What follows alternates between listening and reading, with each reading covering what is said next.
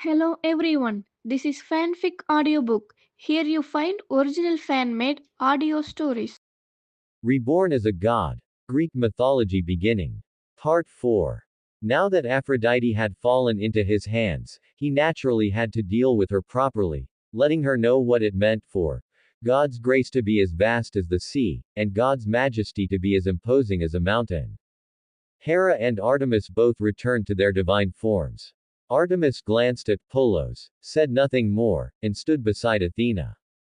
After the sisters exchanged looks, they left the area shrouded in thunder and storms.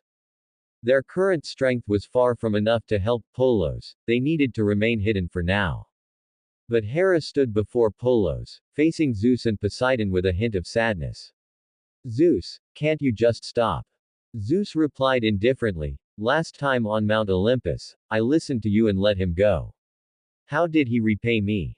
By secretly contacting Aphrodite and trying to overthrow Olympus. This time, there is no way I will let him go. Poseidon also spoke, Hera, Zeus is the god king, and you are the queen of the gods. Don't you know which side you should be on? These words left Hera's mind in a state of confusion. Her lust for power was intense, and she naturally did not want to give up her position as queen of the gods. However, Polos was the child she had nursed since infancy, once the vessel for all her beauty and fantasies regarding children. Hera truly did not want to see Polos die before her eyes. Don't worry, I'll be fine. Polos suddenly embraced Hera beside him, pressing close to her and feeling her shapely curves, even planting a kiss on her noble and fair cheek. You. Seeing this, Zeus's anger flared even higher, and a rumbling sound echoed through the sky. He could have affairs with many goddesses, but he would never allow Hera's purity to be defiled by any god other than himself. Even if Polos and Hera once had a mother-son relationship, it was still unacceptable. Moreover, Zeus's eyesight was sharp. He clearly saw a trace of crimson appear on Hera's face. He did not know that Polos's voice had appeared in Hera's heart. Hera, when everything settles down, I want you to feed me again. Hera, of course, knew exactly what he meant by feeding. She gave Polos a deep look and said, fine. Then, the queen of the gods directly departed, no longer shielding Polos, leaving Zeus and Poseidon to deal with him. At this moment, the only one remaining in Polos's hands was Aphrodite, goddess of love and beauty. She had transformed into a small fish, suppressed by Polos's divine power and placed in a cloth bag on his person, completely unable to transform and escape. Zeus and Poseidon didn't care if Aphrodite would be harmed by their attempt to kill Polos.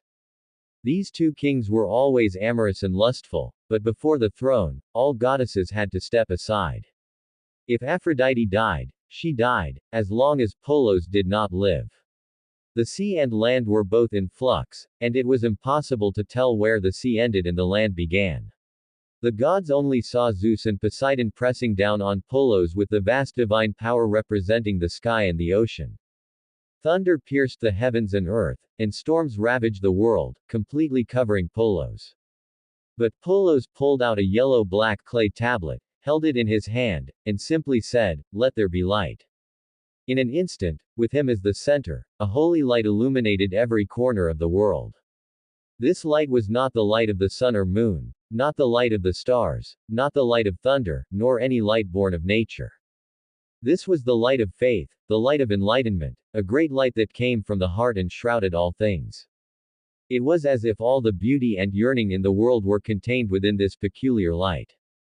Great light art. One of the 10 arts of destiny, it was unleashed by Polos, blocking the various thunders and storms before him.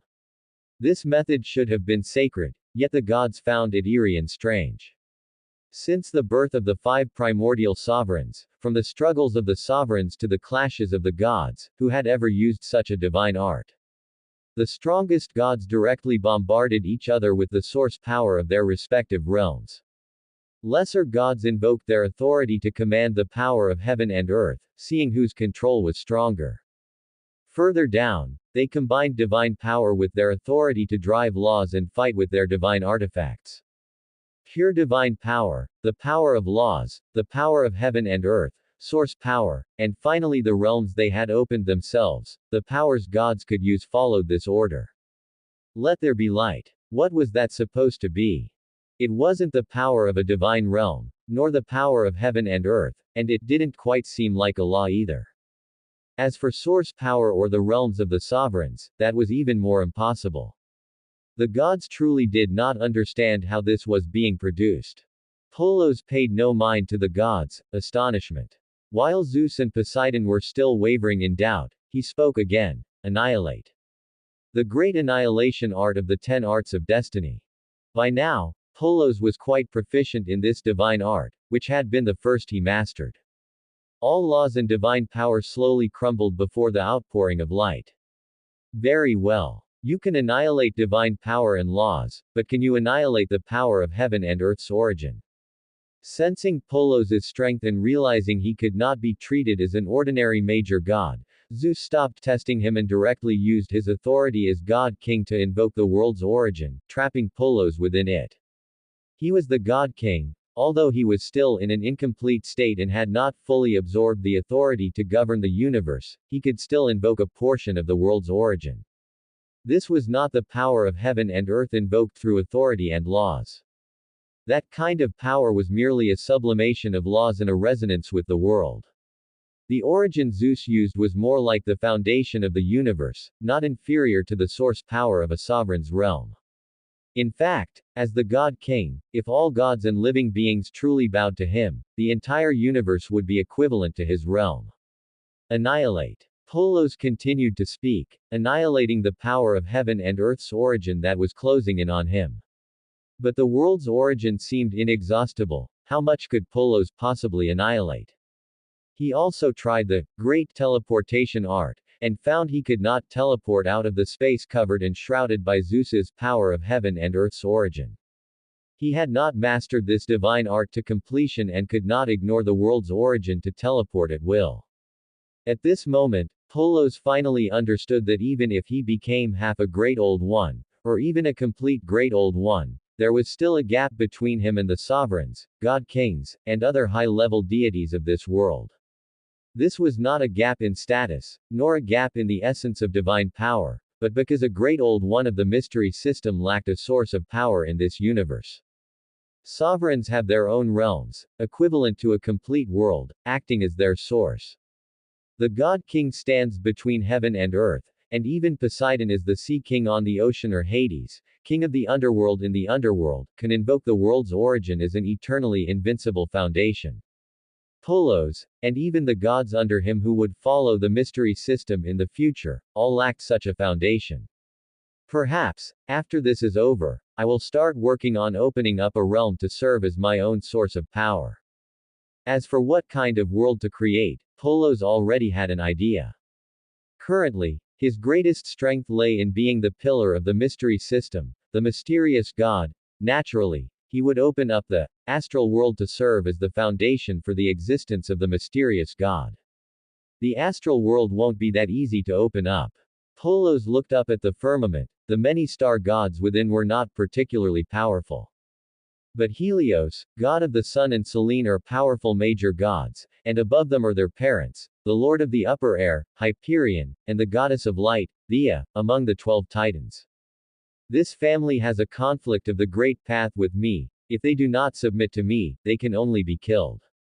If it were an ordinary god, as long as they didn't provoke Polos, he wouldn't bother with them. But this family, Polos had to act against them. The conflict of the Great Path is a fight to the death. This is not only universal in the worlds of Xuanwan and Shanja, but also in Western mythology. In the starry sky, there might also be Ether and Hemera. These two are sovereigns, and even harder to deal with. Polos was lost in thought, and even the gods could see he was distracted, not knowing what to say. He was in a life and death battle with the God King, and he could actually get distracted. Zeus's already angry face began to twitch slightly. The power of heaven and earth's origin continued to gather toward Polos, shrinking from a vast expanse to a space only the size of a mountain. Polos's great annihilation art was truly struggling against this source power. In the end, as the origin gathered, it became a space the size of a house, and finally, only the spot where Polos stood remained. Finally, he's going to die.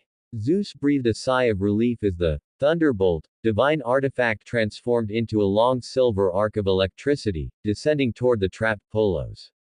Polos. A hint of sorrow appeared on Hera's face, as if she were mourning, but she had no intention of stepping in to help. Beside her, Athena watched Hera's expression, her eyes flickering with unknown thoughts. The siblings Artemis and Apollo clenched their fists tightly, remaining silent. Zeus, I will not die. At this moment, Polos actually smiled. You send me a bolt of lightning, so I shall send you a gift in return. We shall meet again in the future. A gift. Hearing Polos's words, Zeus frowned. At a time like this, what could Polos possibly do? I shall give you, and all the gods, a future. Under the glare of the lightning, Polos let out a light chuckle. Allowing the silver arc to pierce through him, he thought silently to himself, the second time. This was the second time Zeus had destroyed his external body. But as Polos noted the number, he had a strange feeling that there might be a third time in the future, and it would be the last. In the path of faith, the number 3 seemed to hold some significance. In that instant, his body shattered, once again turning into dust and ash. However, he took this opportunity to comprehend the essence of the great resurrection art. But Polos did not forget the gift he promised Zeus. Before disappearing, he manifested a vision of the future high in the sky, allowing Zeus and all the gods to see the scene within. This future was one that Polos had imagined into existence. However, the goddess of the hearth Hestia had already become the dreamer, and he himself had become a partial great old one who transcended the dreamer and neared the level of God. The objects imagined must manifest, the kingdoms fantasized must descend upon the material world. The future proclaimed must play out and become reality. Now, this vision of the future appeared before the gods and Zeus. They saw the holy and solemn Mount Olympus standing tall, becoming the sole existence in the universe, with countless angels surrounding the sacred mountain, constantly cheering for the Lord. They saw Olympus toppled, many temples in ruins, and Zeus's corpse hung by a rope, subjected to the curses of the world. They also saw many beings whose faces were blurred but were clearly current gods, not daring to appear in the sky, earth, or sea covered by holy light, becoming demons in the dark places.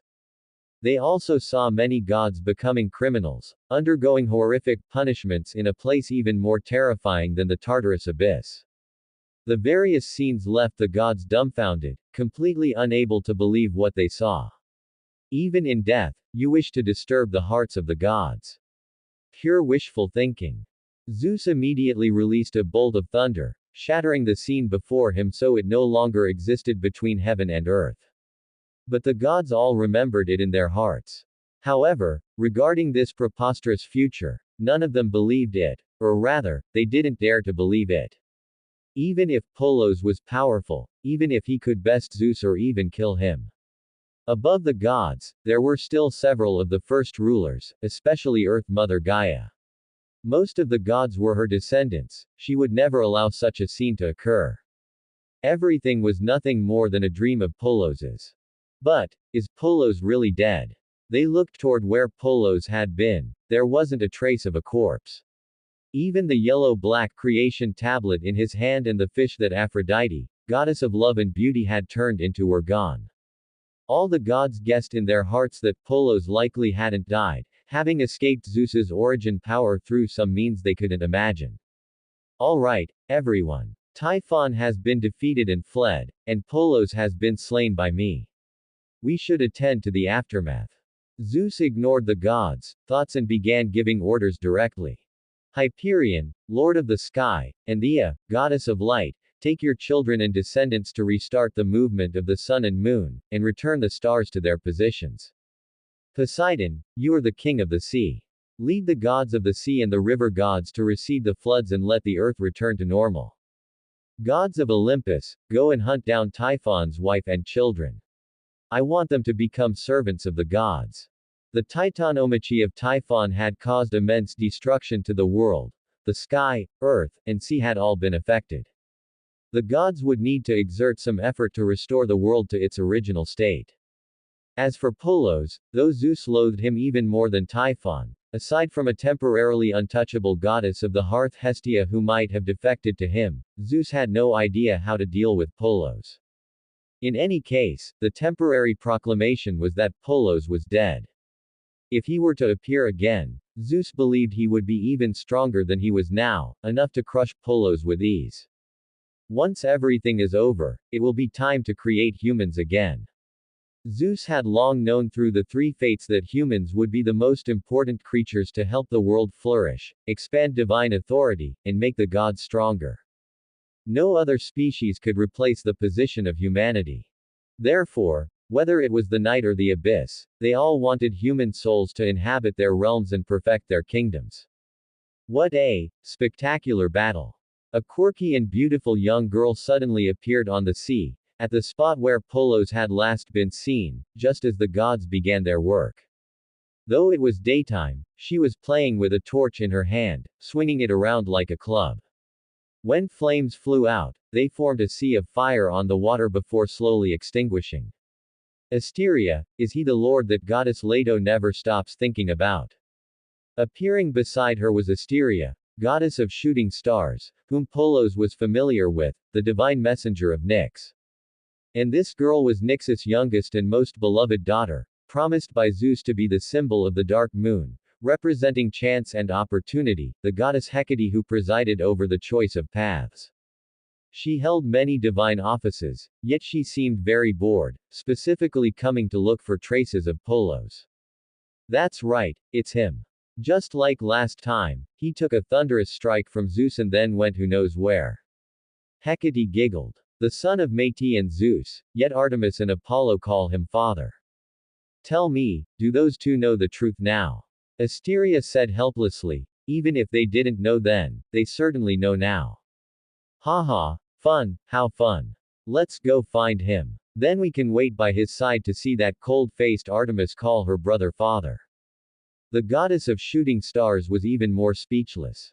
What was so interesting about that? Back when Uranus, the first king of gods, married his birth mother Gaia as queen of the gods, she hadn't heard of the Lady of Night being so amused by it.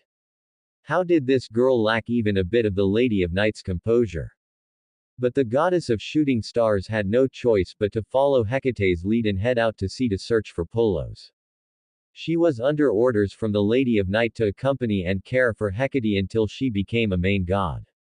Even though this goddess, who was about the same age as Artemis, was truly quite playful.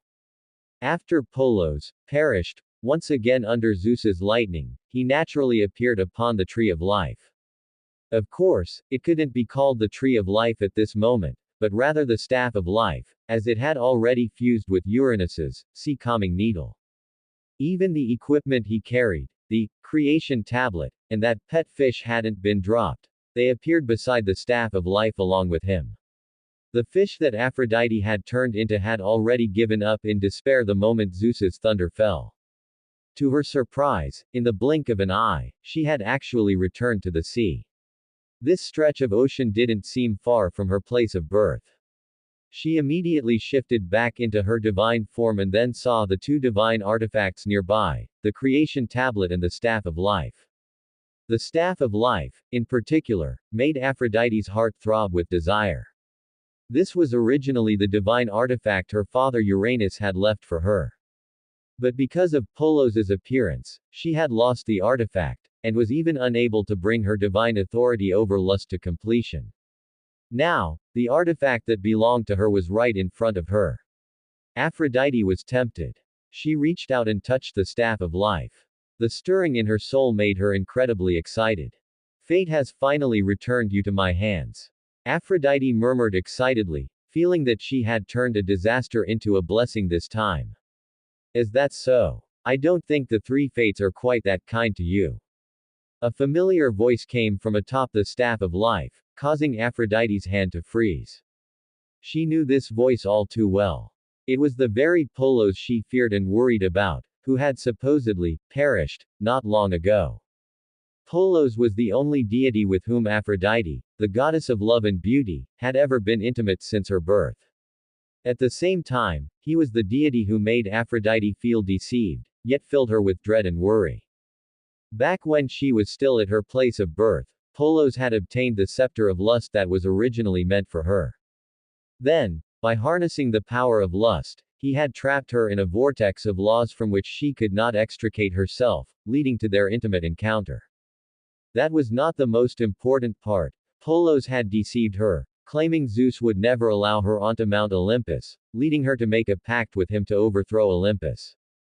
As soon as she realized Polos had lied to her, she immediately betrayed him.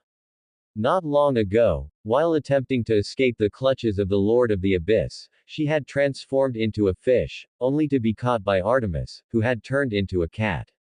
This led to her falling into Polos's hands once again. At that moment, her heart was filled with resentment and panic.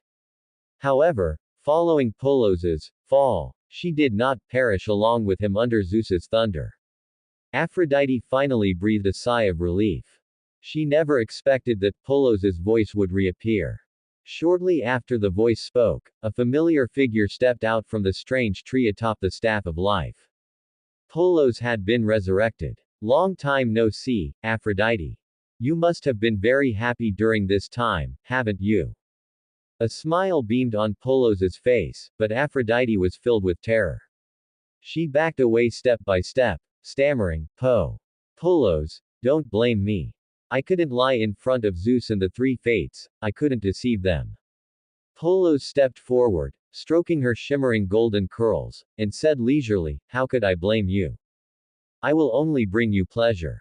With a flick of his finger, the Rui Jingu Bang, atop the staff of life began to emanate the law of lust, just as it had the last time he met Aphrodite.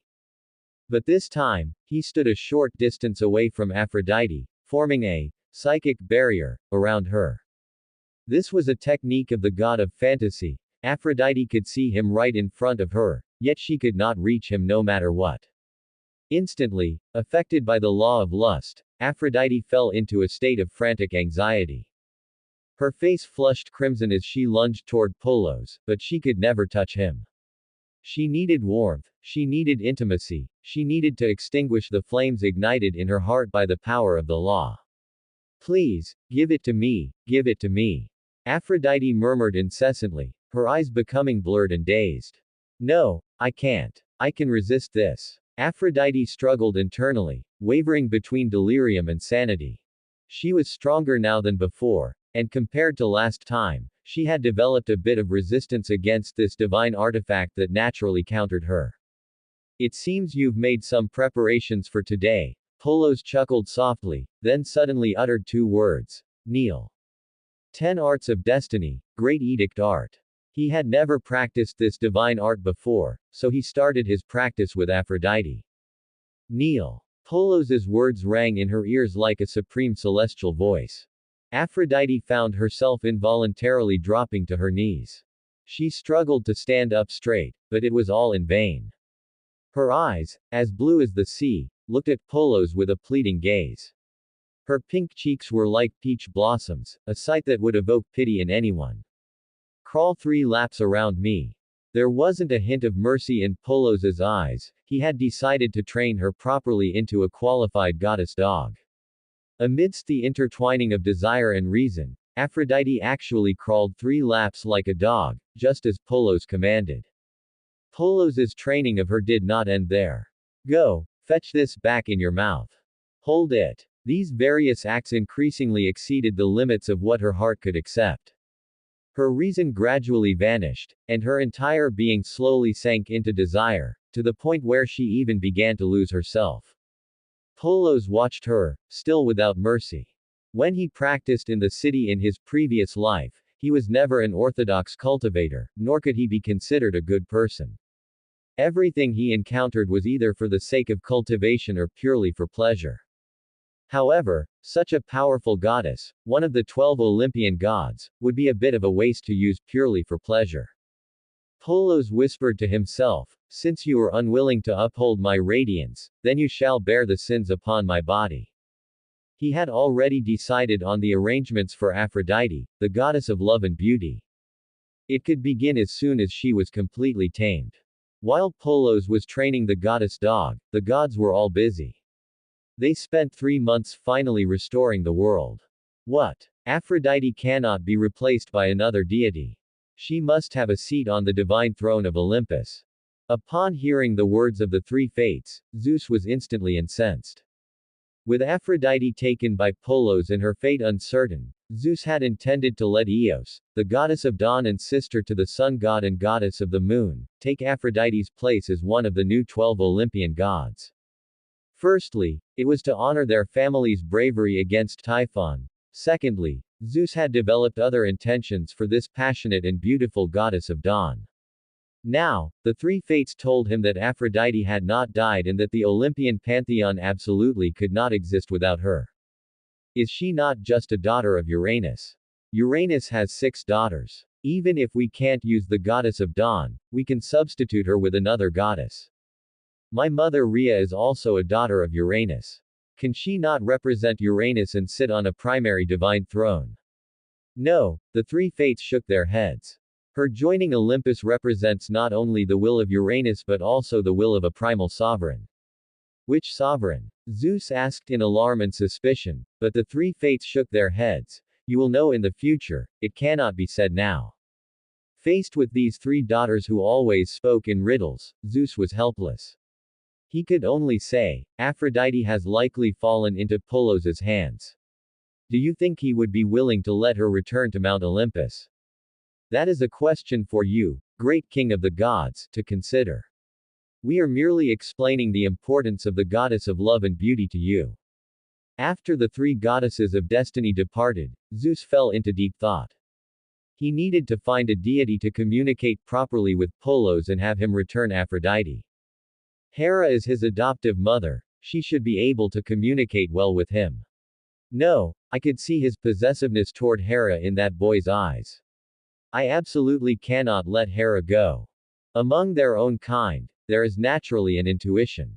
Zeus was 100% certain that Polos was coveting his queen of the gods. Then I can only let Hestia go. She has secret contact with Polos, she should be successful. Thinking of Hestia, the look in Zeus's eyes shifted again. This elder sister, whom he respected, had always been different from most deities. She did not care for matters between men and women, she disliked conflict, and she had no craving for the authority that other gods flocked to. Zeus truly did not understand what means Polos had used to make Hestia willing to help him. At this time, Hestia was still a primary god of Mount Olympus and had not publicly declared her stance with Polos, so she should still work hard to complete this task. Zeus ordered Hermes, the divine messenger, to summon Hestia, while he himself pondered how he should treat his eldest sister in the future. Should he win her over to stand completely on his side, or should he prepare early to replace her as a primary god? While he was thinking, Hestia arrived. Polos will likely not return Aphrodite to Mount Olympus so easily, Hestia said directly, not hiding her understanding of Polos. Then exchange with him. Ask him what he wants. As long as it isn't particularly outrageous, I can consider fulfilling his request. Since he couldn't be killed for the time being, they would trade. For the sake of the Olympian pantheon's completeness and the perfection of his own authority, Zeus could trade with Tartarus, the abyss, and he could likewise trade with Polos. Section 6. The three-form goddess, lust of the 7 deadly sins. Carrying Zeus's mission, Hestia arrived above the various seas. She was the goddess of the hearth of Olympus, but also Polos's angel of foundation and the god of fantasy. They could communicate through their minds at any time, so she naturally knew where Polos was at this moment. Polos, you are. When Hestia arrived, she saw a scene she could hardly bear to look at. The goddess of love and beauty, whom King Zeus longed for, whom Hephaestus, god of the forge, and Ares, god of war, dreamed of, and whom the 3 fates claimed must be a primary god of Olympus, had her jade-like skin fully exposed before her eyes. At this moment, however, Aphrodite's face was flushed. She was on all fours, and a fox tail had even been inserted into her backside. Polos lay casually on the green grass while she serviced him with her cherry red, glamorous lips. The scene was far too eye-catching. Compared to this, the previous incident between Amphitrite and Polos paled in comparison. Hestia, you've arrived. From now on, Aphrodite will be my goddess dog. Polos closed his eyes in enjoyment, giving Aphrodite a casual pinch that made her let out a pained moan, one that carried a hint of coquettishness, revealing a strangely captivating sensation. Go, greet Hestia using State 1. The moment Polos mentioned State 1, Aphrodite immediately stood up, her entire demeanor and expression transforming in an instant. She once again became the goddess of love and beauty admired by all gods. Her gaze seemed to contain the azure sea, and her beauty was like the light of daylight. Beyond that, she even possessed a holiness she hadn't had before, as if she had just been baptized by Polos's holy light. Good day, Goddess Hestia. This reserved dignity, even while stark naked, commanded respect. It was a world of difference from what Hestia had just witnessed.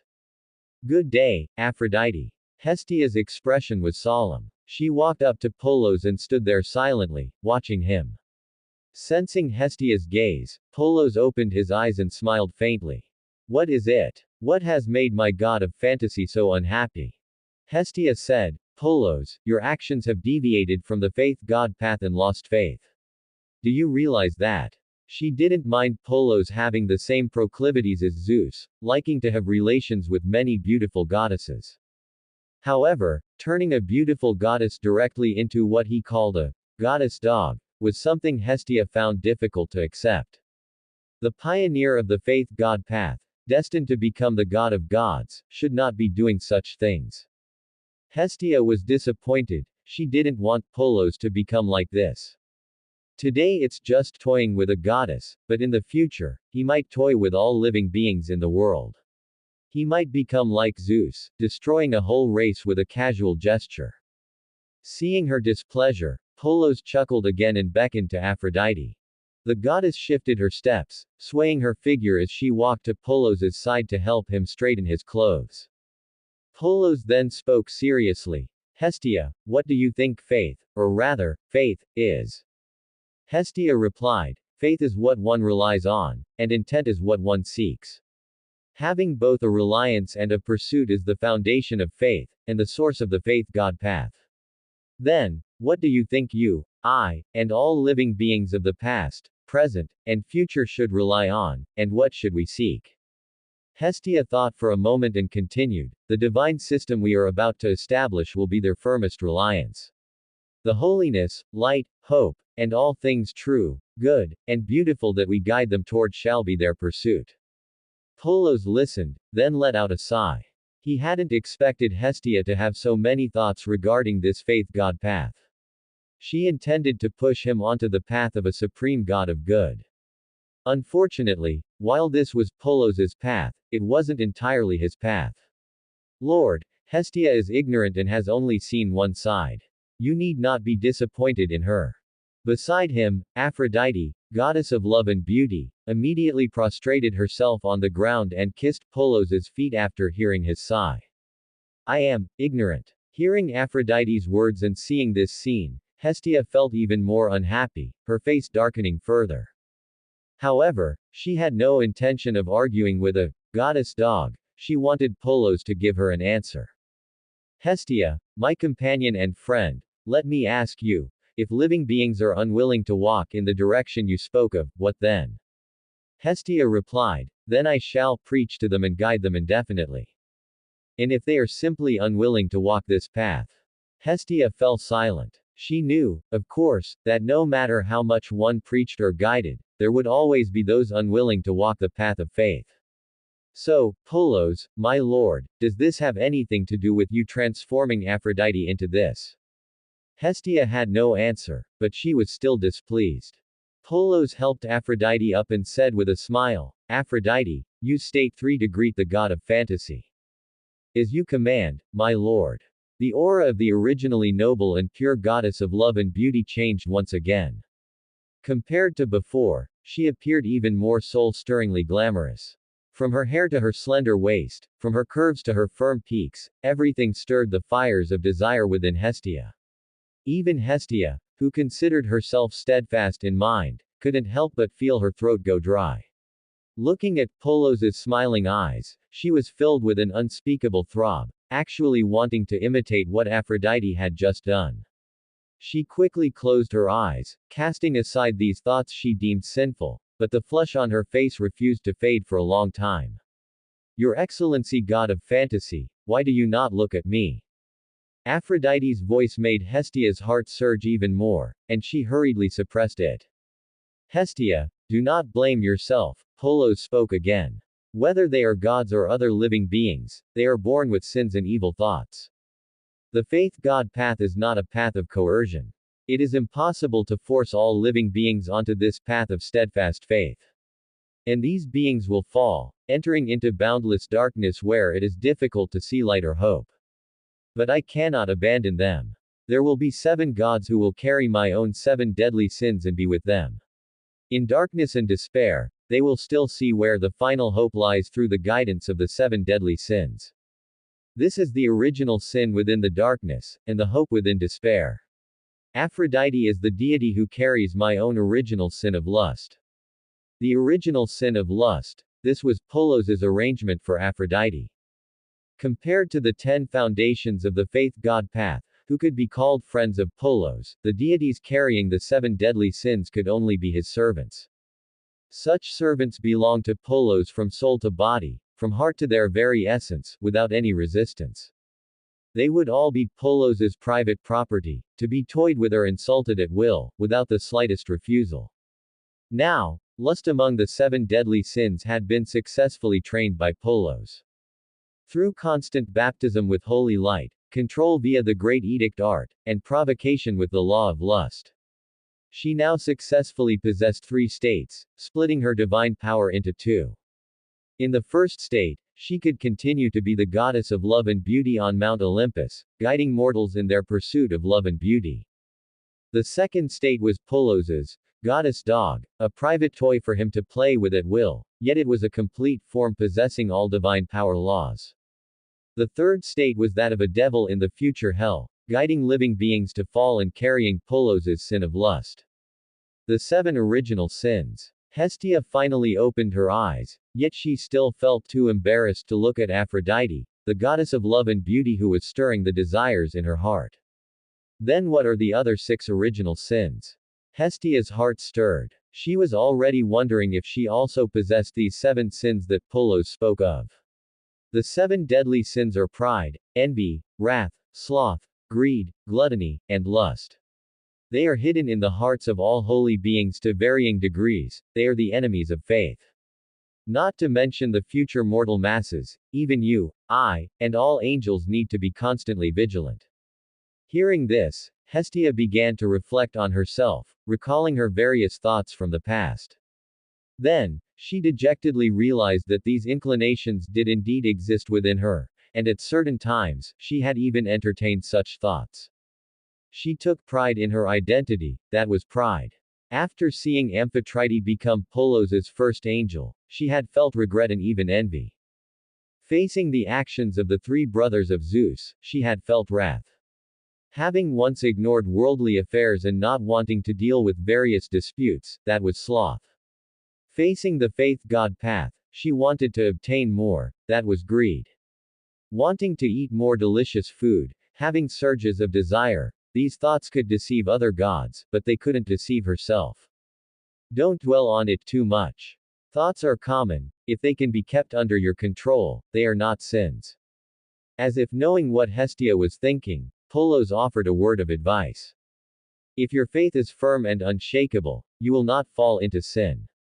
Hestia nodded gently, yet she still didn't dare stare at Aphrodite, fearing her thoughts would spiral out of control. So, your future pride, envy, wrath, sloth, greed, and gluttony will also each require a deity to carry them. Indeed, but they will likely need further guidance and cultivation before they can emerge. Hestia thought about it and realized it made sense. Aphrodite's divine power originally had attributes in that area. Combined with her authority, which included desire in addition to love and beauty, she was indeed naturally suited to be the subordinate god for Polos' 7 deadly sins: lust. Hestia even went through her mind to see if there were any suitable gods, mainly goddesses, who could become Polos' subordinate gods. She knew Polos' personality and preferences. He certainly wouldn't want a male god to carry his sins. She couldn't think of anyone suitable for the other sins, but for pride, the image of a certain goddess immediately appeared in Hestia's mind. She immediately discarded the thought. That was her mother. Although she had always been arrogant, she couldn't accept her being toyed with by Polos like Aphrodite. She didn't know that after Polos became the god of fantasy, he already possessed the status of a great old one in the mind domain. If he wished, he could know every thought in her heart. At this moment, her emotions were fluctuating wildly, and Polos curiously probed a bit. Hestia's mother, that would be Zeus's mother, Cronus's wife, mother goddess Rhea. Is she really that arrogant? Interesting. I'll definitely have to see for myself in the future just what kind of arrogance that is. While Polos was harboring wicked thoughts, Hestia explained her purpose for coming to him. You need Aphrodite to return to Mount Olympus and are even willing to pay a price. By now, Polos had completely tamed Aphrodite and no longer worried about her betrayal. She didn't even have the qualifications to betray him. However, whether Aphrodite could return still depended on whether Zeus was willing to pay the price. The starry sky. Hestia hadn't expected Polos' demand to be for the divine office of the starry sky. This authority was indeed in Zeus's hands. But he had already allocated most of that authority to Hyperion, lord of the upper air's family, to thank them for their consistent support of Olympus. Indeed, since the Titanomachy, Hyperion and his wife Thea had always stood by Zeus's side. After Zeus became the king of the gods, his son the sun god, and his daughters the moon goddess and the goddess of dawn, had been even more diligent. You don't need to overthink it, Zeus will agree. A divine office wasn't something that could only be given to one deity, many gods had conflicting portfolios. Not to look far, on the seas, there were 3 generations of sea kings, the old, the middle-aged, and the young, existing simultaneously. Aren't they perfectly fine now? The vastness of the starry sky was no less than that of the ocean, just a bit more desolate. From Zeus's perspective, there was certainly room for one more Polos. Therefore, this is not enough. There needs to be another condition. Polos felt that letting Aphrodite go back for just the starry sky divine office was letting Zeus off too easily, so he proposed another condition. What else do you want? Zeus will never agree to conditions that are too outrageous.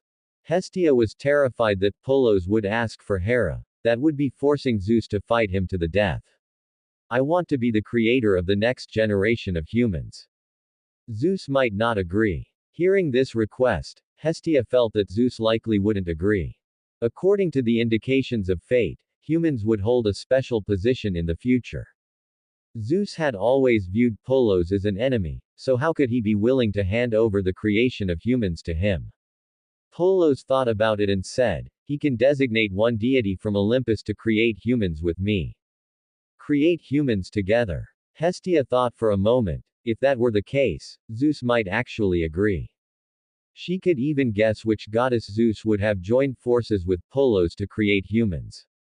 You've completed Zeus's mission, now it's time to complete my task. Just as Hestia was about to leave, Polos spoke leisurely. What task? Amphitrite has already turned her pressure into the fear of those bronze humans. You should stage a play with her on the sea to let her become the tyrant of the sequence. Very well. Hestia had long known the ritual for Amphitrite to become a tyrant, which required challenging another sequence true god. Currently, only the 2 of them had stepped onto the mystery sequence divine path. Besides her, Amphitrite had no other choice. Neither Amphitrite nor Hestia intended to reveal that they had already followed Polos for now. Polos didn't care either. In this era, there wasn't even a single human yet. It wasn't the time for Mount Olympus to rise. Only when humans appeared and were prosperous enough would it be time for Mount Olympus to manifest in the world. For now, what Polos had to do was quietly increase his strength. When Mount Olympus rose, he wouldn't have to worry about any threats. As for whether to take the opportunity to overthrow Zeus's position as king of the gods before then, that would depend on whether a suitable opportunity arose.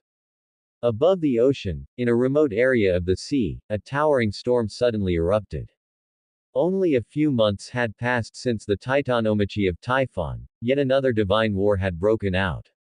The gods turned their gaze toward that sea and were surprised to find that it was actually two goddesses fighting. These two goddesses had even been good friends once. One of the 12 Olympian gods, the eldest sister of the king of the gods, Hestia, goddess of the hearth. The second eldest of the ocean nymphs, the sea queen, Amphitrite. However, whether Amphitrite was the sea queen still required an adjudication and trial.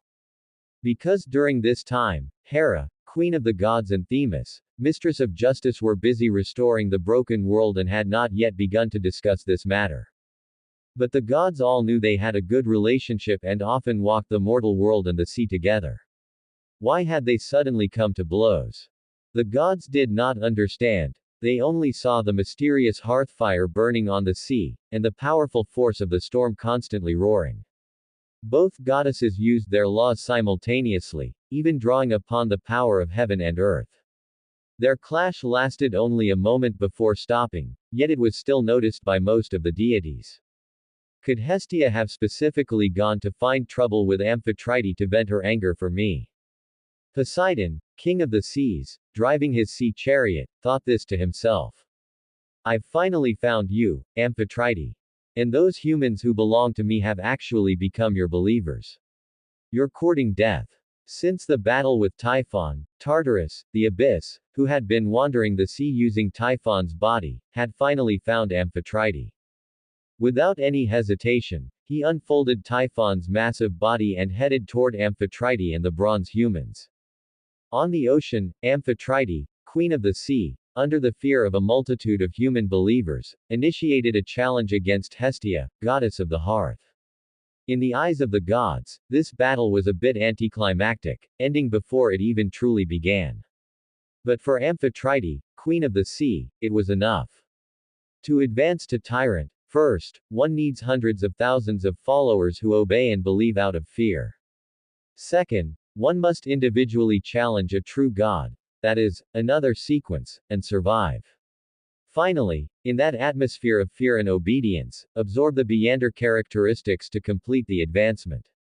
Taking this opportunity, Amphitrite finally became a sequence tyrant. In her own words, she was the god of storms, or the lord of storms. Watching from afar, Polos already felt that his own tyrant characteristics were further sublimating. Another part of his great old one status was taking shape, touching the very foundation of matter.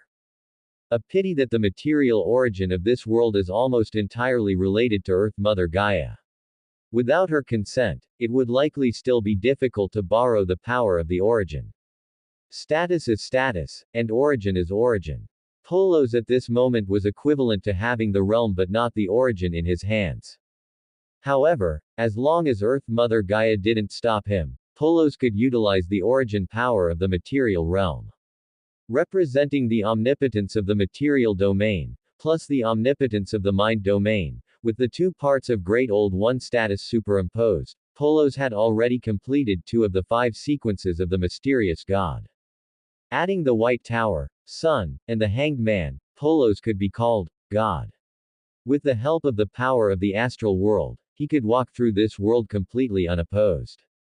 No rush. I already have the White Tower, the Sun, and the Hanged Man will come soon.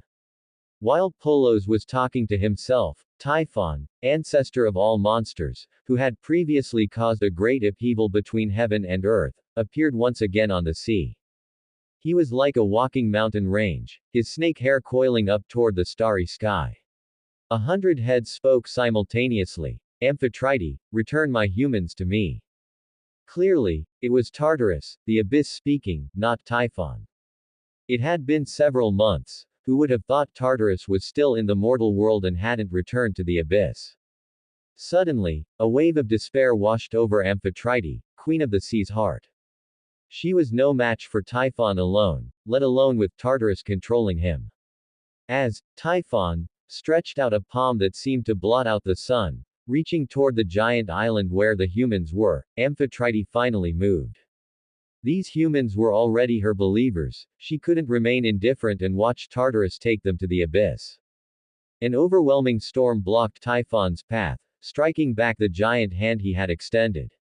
Hey, good. Zeus and Poseidon don't dare lay a hand on me, yet you, a mere sea queen, dare oppose me.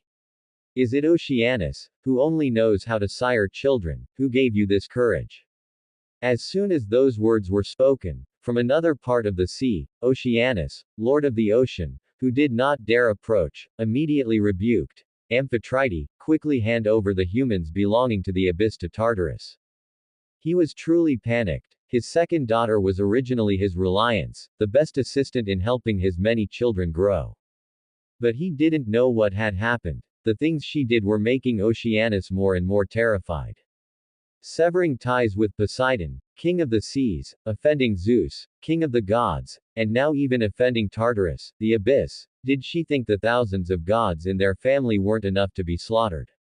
Amphitrite heard her father's words but remained unmoved, simply saying calmly to Tartarus, "They are already my believers." As a goddess, one cannot abandon one's believers. Cannot abandon believers. Then go to the abyss along with your believers. At this moment, Tartarus could not mobilize the abyssal origin from within his divine kingdom. After all, Earth Mother Gaia had not opened the passage for him this time.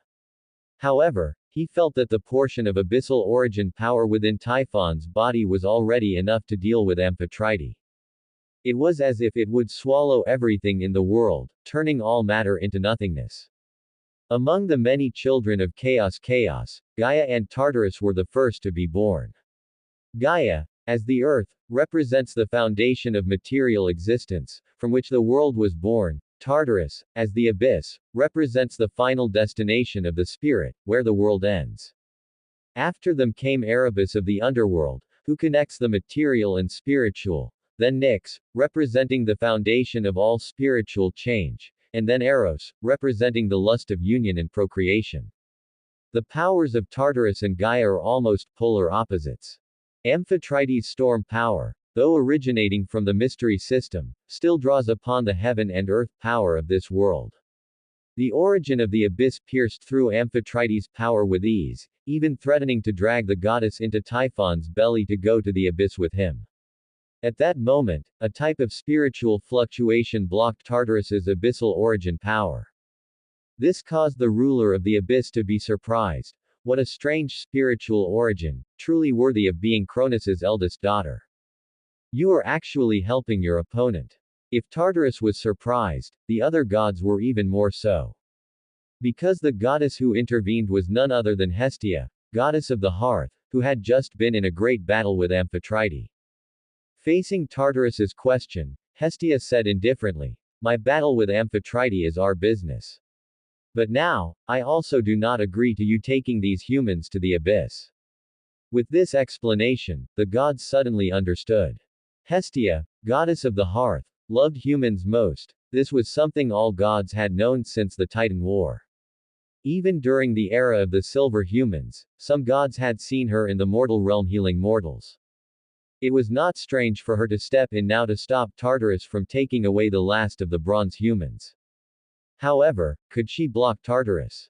That was a primal sovereign, one of the 5 great foundations of the universe. Your soul power is very peculiar, but in the end, it lacks a source of power. You cannot stop me. After his surprise, Tartarus similarly used the abyssal origin to crush the goddess of the hearth's soul power. Hestia bit her lip, completely disregarding the depletion of her divine power and the overextension of her soul power, continuing to use this power from the mystery system. She truly wanted to protect these humans, even though they were Amphitrite's believers. How paranoid. Perhaps among your siblings, you are the one who resembles Cronus the most. Though Tartarus said this, he had no intention of showing mercy. The abyssal origin appeared like dark clouds, intending to sweep away both goddesses simultaneously. Since you refuse to give up, then come be a guest in the abyss as well. I'll take the opportunity to study how you produced this peculiar soul power. This fellow, why has she always been so stubborn? Zeus, hidden high in the sky, felt a surge of annoyance as he watched the scene on the sea. Amphitrite was destined not to be part of their family. Why bother making an enemy of the abyss for the sake of some humans? Zeus, are you not planning to help Hestia? Besides Zeus, Hera, queen of the gods, also appeared and asked with considerable concern.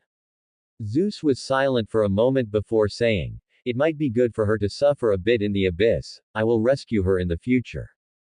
In his heart, he hoped that after suffering in the abyss, Hestia would understand that only he, the king of the gods, could protect her against the threats of the many primal sovereigns.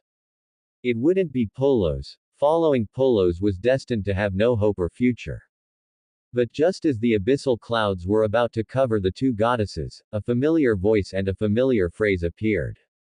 Let there be light. Beside Amphitrite and Hestia, an incredibly handsome youth dressed in a white robe had appeared at some point, holding a yellow-black clay tablet in his hands. After he spoke those words, which were not unfamiliar to the gods, a holy light rose from the clay tablet, piercing through the dark clouds formed by the abyss. The dark sky gained light. The despairing abyss gained hope. He's here. This thought flashed through the minds of both Amphitrite and Hestia simultaneously. Polos. Almost all the gods blurted out his name. Everyone knew Polos surely hadn't died, but appearing so quickly was something none of them had anticipated. Did he not worry about drawing the ire of Zeus, king of the gods, once again? Besides Zeus, Hera, queen of the gods, stole a glance at her husband the moment Polos appeared. At this moment, the king of the gods' face was ashen, but he seemed to have no intention of making a move, which allowed her to breathe a sigh of relief. In truth, when Zeus and Polos fought, the one who suffered the most internally was Hera, queen of the gods. Zeus was her husband and the source of her power. She did not want to lose him. Polos was her child, the beautiful sustenance of her heart. She likewise did not want to lose him. Son of Zeus, do you intend to be my enemy? Tartarus's voice was full of coldness. Polos said calmly, the mortal realm is not a place you should come to, Tartarus. The implication was obvious. He would be his enemy. HMPH. Gaia did not say this. Zeus did not say this. What right do you have? Faced with Tartarus's interrogation, Polos still said calmly, by the right that I can expel you. Hearing this, Tartarus laughed, a very mocking laugh. It seems the lesson Zeus gave you wasn't enough. Let me see if you can truly resurrect endlessly. Tartarus knew Polos had mysterious means of resurrection, but he was certain that this time, as long as he killed Polos, the other sovereigns would surely pay close attention to every corner of heaven and earth to figure out where and how Polos resurrected. Thinking of this, Tartarus immediately acted, repeating the same trick as Zeus, using the origin power to close in on Polos. Polos, however, let out a sneer, and unexpectedly, origin power from across the seas was controlled by him, clashing with Tartarus's origin. Boom! With this collision, the entire world seemed to shake. Monstrous tsunamis rose on the sea, continuous volcanoes and earthquakes appeared on the land, and even the sky showed cracks. The origin of the seas. How can you control it? Tartarus of the Abyss was greatly puzzled. The origin of the seas, as far as he knew, was only controlled by the couple Pontus, the ancient sea god, and the couple Oceanus, lord of the ocean. At most, Poseidon, king of the seas, could use some by relying on his authority, and even that wasn't certain. After all, his position as king of the seas was not yet completely stable. But now, Polos, who clearly held no oceanic divine office or authority, could actually use the origin of the seas, which the ruler of the abyss truly could not fathom. What's going on? Those powerful gods on the sea also fell into deep thought. Polos, what right did he have to use the power of the seas, origin? They did not know that Polos's god status, strictly speaking, already allowed him to borrow the origin of all things in the material realm. In the material realm, the most powerful origins were naturally the earth, the sky, and the seas. But the earth was managed by Earth Mother Gaia, and the sky was where the authority of Zeus, king of the gods, lay. If he were to borrow them, it would inevitably invite interference from those two. Only the seas were currently in a state of equilibrium, with no ruler truly in control of the ocean having appeared yet. Perhaps the future Poseidon could, but not now. The origin of the seas was lower in level than the primal origins like the earth and the abyss, but it couldn't be helped that they were currently located on the sea, allowing for a vast amount of origin power to be called upon. The source power of Tartarus, the abyss, is of a higher level, but unfortunately, there wasn't much of it within Typhon's body. Earth Mother Gaia would never allow the abyss of Tartarus to directly interfere with the material realm again. Good, good. As expected of the god destined to become the god king. You truly have surprised me, Polos. With just a probe, Tartarus understood that his goal this time could no longer be achieved. With a bit of source power still remaining, he needed to take Typhon back to the abyss to avoid being found and directly destroyed by Zeus in the material realm. But rest assured, when the river Styx begins to flow through the mortal world, I will come looking for you again. I hope that by then, you won't disappoint me. Typhon disappeared, heading toward the far west of the earth. He was likely planning to pass through the frozen lands of Erebus of the underworld to return to the abyss. After all, the sky was guarded by ether, and Earth Mother Gaia would not open the door for him on the surface. He could only take the most common path to reach the underworld and then return to the abyss. Tartarus, the abyss, was actually forced back by Polos. This scene, in the eyes of the gods, was filled with shock. Strictly speaking, Polos was only a 4th or 5th generation god, yet he was already so powerful. Could it be that he truly will become the future god king? Will the future he showed really come to pass? The gods all had their own thoughts, some filled with expectation, others with fear. Zeus, don't forget our agreement. I look forward to the day the river Styx flows out. From the far west of the earth, Tartarus's final voice echoed. God King Zeus fell silent. Polos' strength made him feel threatened. He also didn't understand how the other party had managed to grasp the source of the many seas. It seems I must hurry and let Poseidon completely become the sole ruler of the sea to master this part of the source power. He immediately thought of a countermeasure, helping Poseidon grow so he could restrain Polos, making it difficult for him to easily use the source power of the seas. Source power, unlike the power of heaven and earth formed by the combination of laws and authority, represents a deity's mastery over the source of a foundational world. The more other gods mastered, the less one would have for themselves. Furthermore, if one hasn't completely mastered a source, they can easily be influenced by other gods who also wield that source during battle. Polos didn't know that because of his display of strength, Zeus was already planning to further nurture Poseidon, king of the seas, to bring the seas under control as quickly as possible. Even if he knew, he wouldn't care. After nodding slightly to Hestia and Amphitrite, he left directly, flying toward the island where he lived. But just then, a familiar voice suddenly came from behind. Polos, are you the him I know? The cryptic question made Polos turn around, only to see his first sister-in-law, Asteria, goddess of shooting stars. Long time no see, Asteria. And this is. Beside Asteria stood a charming and beautiful young girl, holding an extinguished torch in her hand. The moment Polos saw her, he felt a natural affinity for her. It was simply because this girl had beautiful, straight black hair and a pair of black eyes. Her eyes shone like stars in the night, filled with curiosity about Polos. This is the youngest daughter of the Lady of Night, the symbol of the dark moon, representing chance and opportunity, the goddess who presides over the choice of paths, Hecate.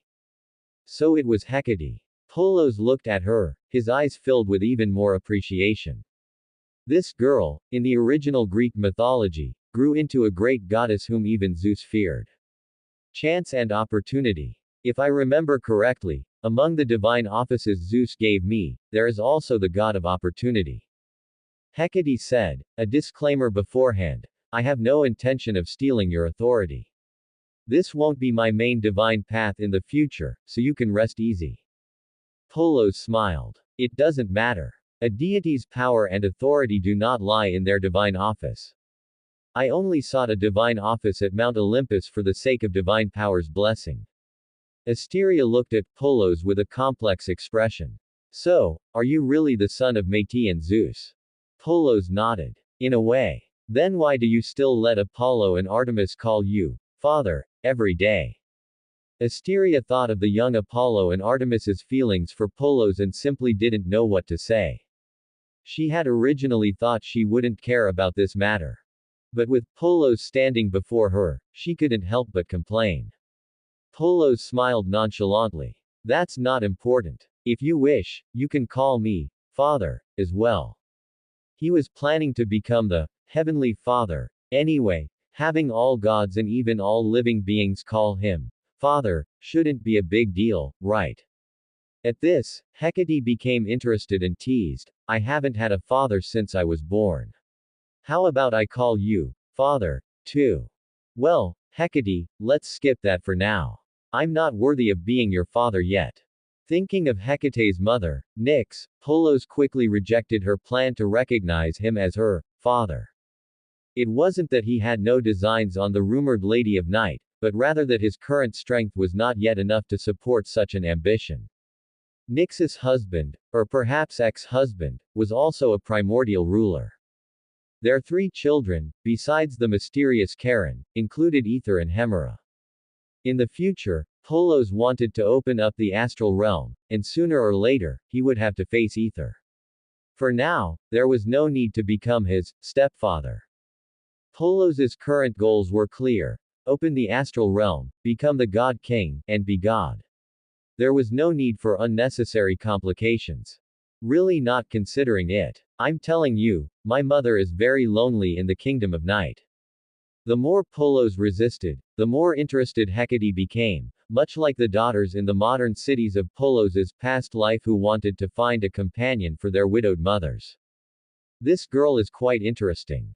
Not only does her appearance suit my aesthetic, but even her personality is the kind I like. This thought flashed through Polos's mind, and he immediately had the idea of guiding Hecate to become his angel and subordinate god. So, he invited Hecate and Asteria, goddess of shooting stars, to the small island where he was temporarily staying, the place where he had previously cohabited with Hestia. Hecate was also full of interest in Polos and didn't refuse, following him there. Polos, do you know how the kind of flame Hestia used came about? I feel like my torch is missing that kind of flame. On the way, Hecate's question made Polos realize that she might, like Hestia, naturally step onto the path he guided. But what foundation would be suitable for Hecate?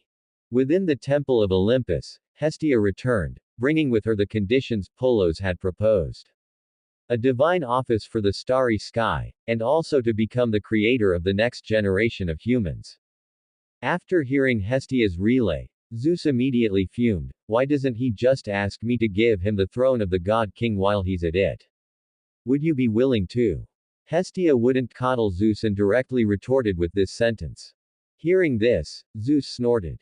You really are listening to that guy now.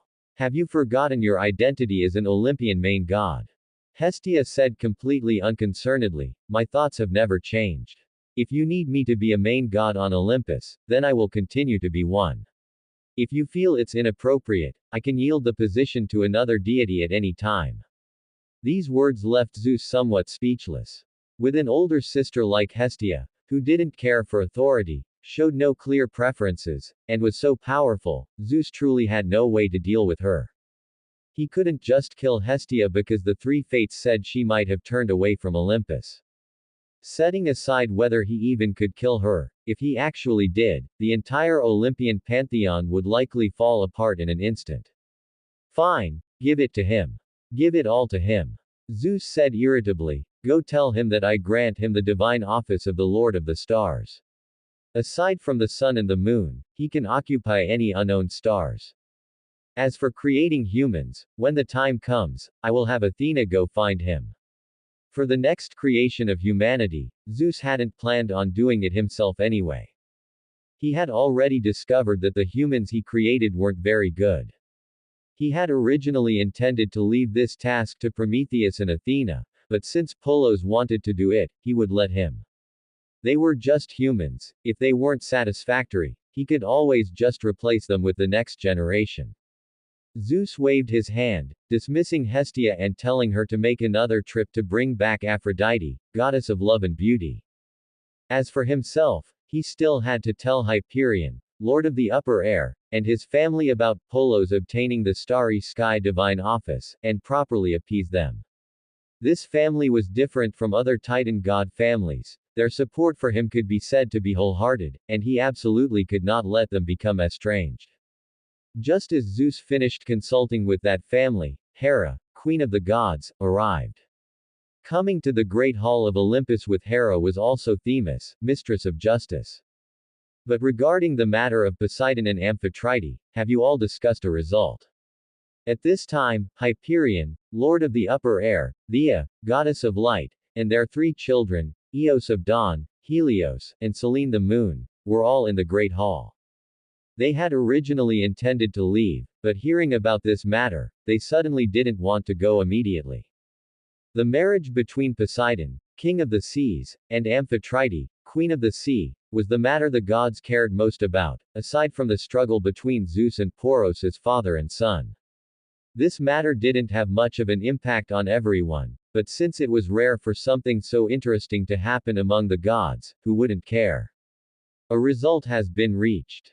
Themis, mistress of justice, held her scales high and spoke solemnly. After discussion between myself and Hera, queen of the gods, it is now ruled that gods in a marital relationship may dissolve that relationship provided both parties agree. Marriage is a way to protect the rights and interests of both parties. If both believe the marriage is difficult to maintain, they may dissolve it.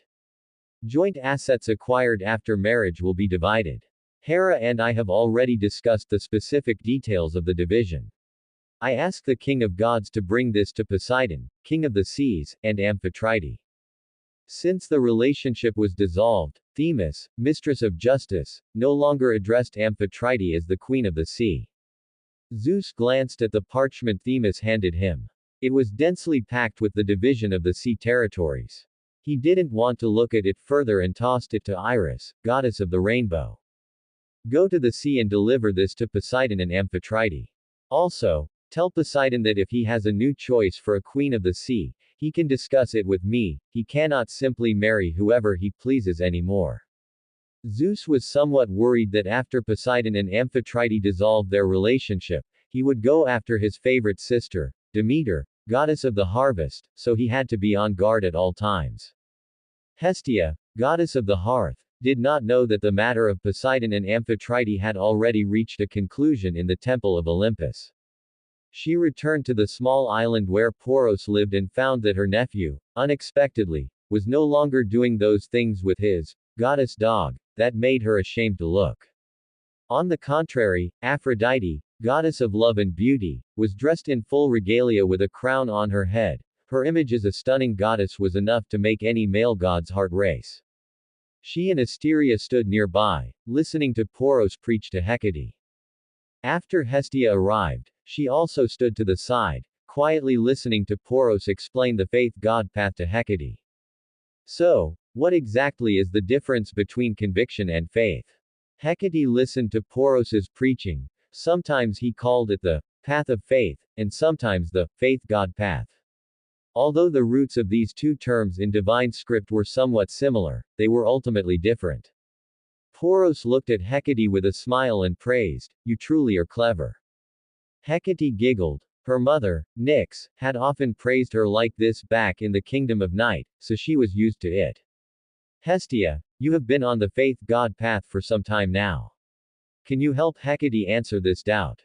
Hestia thought for a moment before saying, faith should be the external form, while conviction is the more fundamental element. Then, on what is conviction based, and why is faith the external form? Poros continued to press. Hestia shook her head. She had no better answer for this. At this, Poros gave a light chuckle and, in front of the goddesses, pointed to the clear sky outside and said, "Let there be wind." As soon as he spoke, a wild wind whipped up over the sea. Poros then said, "Let there be rain." After he spoke, a torrential rain immediately poured down. Wind and rain, cease. Let there be a rainbow. In but a moment, the wind and rain stopped almost simultaneously, and a rainbow hung in the sky. One of the 10 arts of destiny, the Great Edict art. After practicing countless times on Aphrodite, goddess of love and beauty, Poros had apparently mastered this divine art completely. At this moment, Iris, goddess of the rainbow, happened to be passing by. Finding a rainbow appearing outside of her authority, she was instantly stunned. She thought about it and decided not to rush to deliver the message to Poseidon and Amphitrite, wanting to see who was stealing her authority. As the messenger of the Queen of the Gods and one who often delivered the mandates of Zeus, the King of Gods, although Iris was not strong, she was a deity with status. No matter who was stealing her authority, she was going to teach them a lesson. This is good, this is good. I want to learn this. After Poros demonstrated the Great Edict art, Hecate was immediately moved. She could perceive that Poros had not used any divine power, laws, authority, or the power of the world's source. He simply said a sentence, and the heaven, earth, wind, rain, and rainbow appeared according to his words. This kind of divine art was truly too cool. Stars seemed to pop out of Hecate's eyes. This is the power of conviction. It comes from the heart, born from one's own spirituality. By relying on this, one triggers the light of spirituality, which is the light of faith, possessing all sorts of incredible capabilities. Speaking to this point, Poros sighed, but conviction is something that relies purely on one's own spirituality to form. Not to mention future humans, even gods, without the topmost wisdom and talent, cannot possibly touch the essence of conviction. That is why we need to open up the faith-God path. Through faith, we allow gods and mortals to draw closer to the essence of conviction and find their own clouded light of spirituality. The faith-God path is the bridge to the way of conviction. Conviction is the foundation to which faith points. Hecate was no longer paying attention to the difference between faith and conviction. In any case, she only intended to learn the best, so she wanted to beg Poros to teach her the divine art from just now. At that moment, the voice of a young girl suddenly rang out. "Who is it? Who dares to steal my authority? Don't you know that I am the messenger of the King of Gods?" Before this deity had even entered, her voice had already carried over. Then, she saw Poros, Hestia, Aphrodite, Hecate, and Asteria inside, and her pretty face instantly fell. Major gods, my voice was a bit loud just now, I apologize. I'm busy delivering a letter to the King of the Seas, goodbye. What letter? Let me see. Hecate directly snatched the parchment from her hand and immediately tossed it aside. I thought it was something important, but it's just the divorce papers for Poseidon and Amphitrite. What a pity. Playing with Amphitrite in the future will lack a certain feeling. Poros inexplicably felt that perhaps he shouldn't have agreed to Amphitrite and Poseidon's divorce. Once this kind of thing happened, the level of excitement decreased significantly. I need to take this as a warning. After Iris, goddess of the rainbow, left with the parchment, Poros silently reminded himself. Poros, Zeus has already granted you the divine portfolio of the starry sky. Aside from the sun and the moon, you may occupy any stars that are without a master. Hearing this, Poros sneered and said, "What, is he unwilling to part with the sun and the moon? Those were, after all, assigned to Hyperion's family. Even Zeus is unwilling to cause them dissatisfaction over this matter." Poros said indifferently, "It's fine. What should be mine will belong to me sooner or later. Take Aphrodite back to Olympus, you all need to construct your own divine system there." The third bestowal of divine power was to construct one's own divine system. This was the last opportunity for a deity to improve before creating their own kingdom. Whether it was Hestia or Aphrodite, the gains they achieved by utilizing the authority of their positions as major gods of Olympus would surely surpass the construction of divine systems by other gods. Therefore, whether it was them or Athena, Artemis, and Apollo, Poros did not intend to pull them out of Mount Olympus just yet. He needed subordinates, but he needed more powerful subordinates to bring him more assistance. Overthrowing Zeus was but a small step on Poros's path as a god. In the future, he might encounter the primal sovereign of this world, the ultra-primordial god, or even another god. Right now was the perfect time for Poros and his subordinates to develop. Lord, I am leaving. I will surely keep your teachings in mind. Aphrodite left in her first form. Until Poros gave a different command, she would always maintain this form. However, this time, Aphrodite would likely be seen in the eyes of the gods as a virgin goddess, just like Athena, Artemis, and Hestia. Even though her authority was over love, beauty, and desire. Do you really want to learn these divine arts of mine? After Hestia and Aphrodite had left, Hecate brought up the idea of learning the Great Edict art.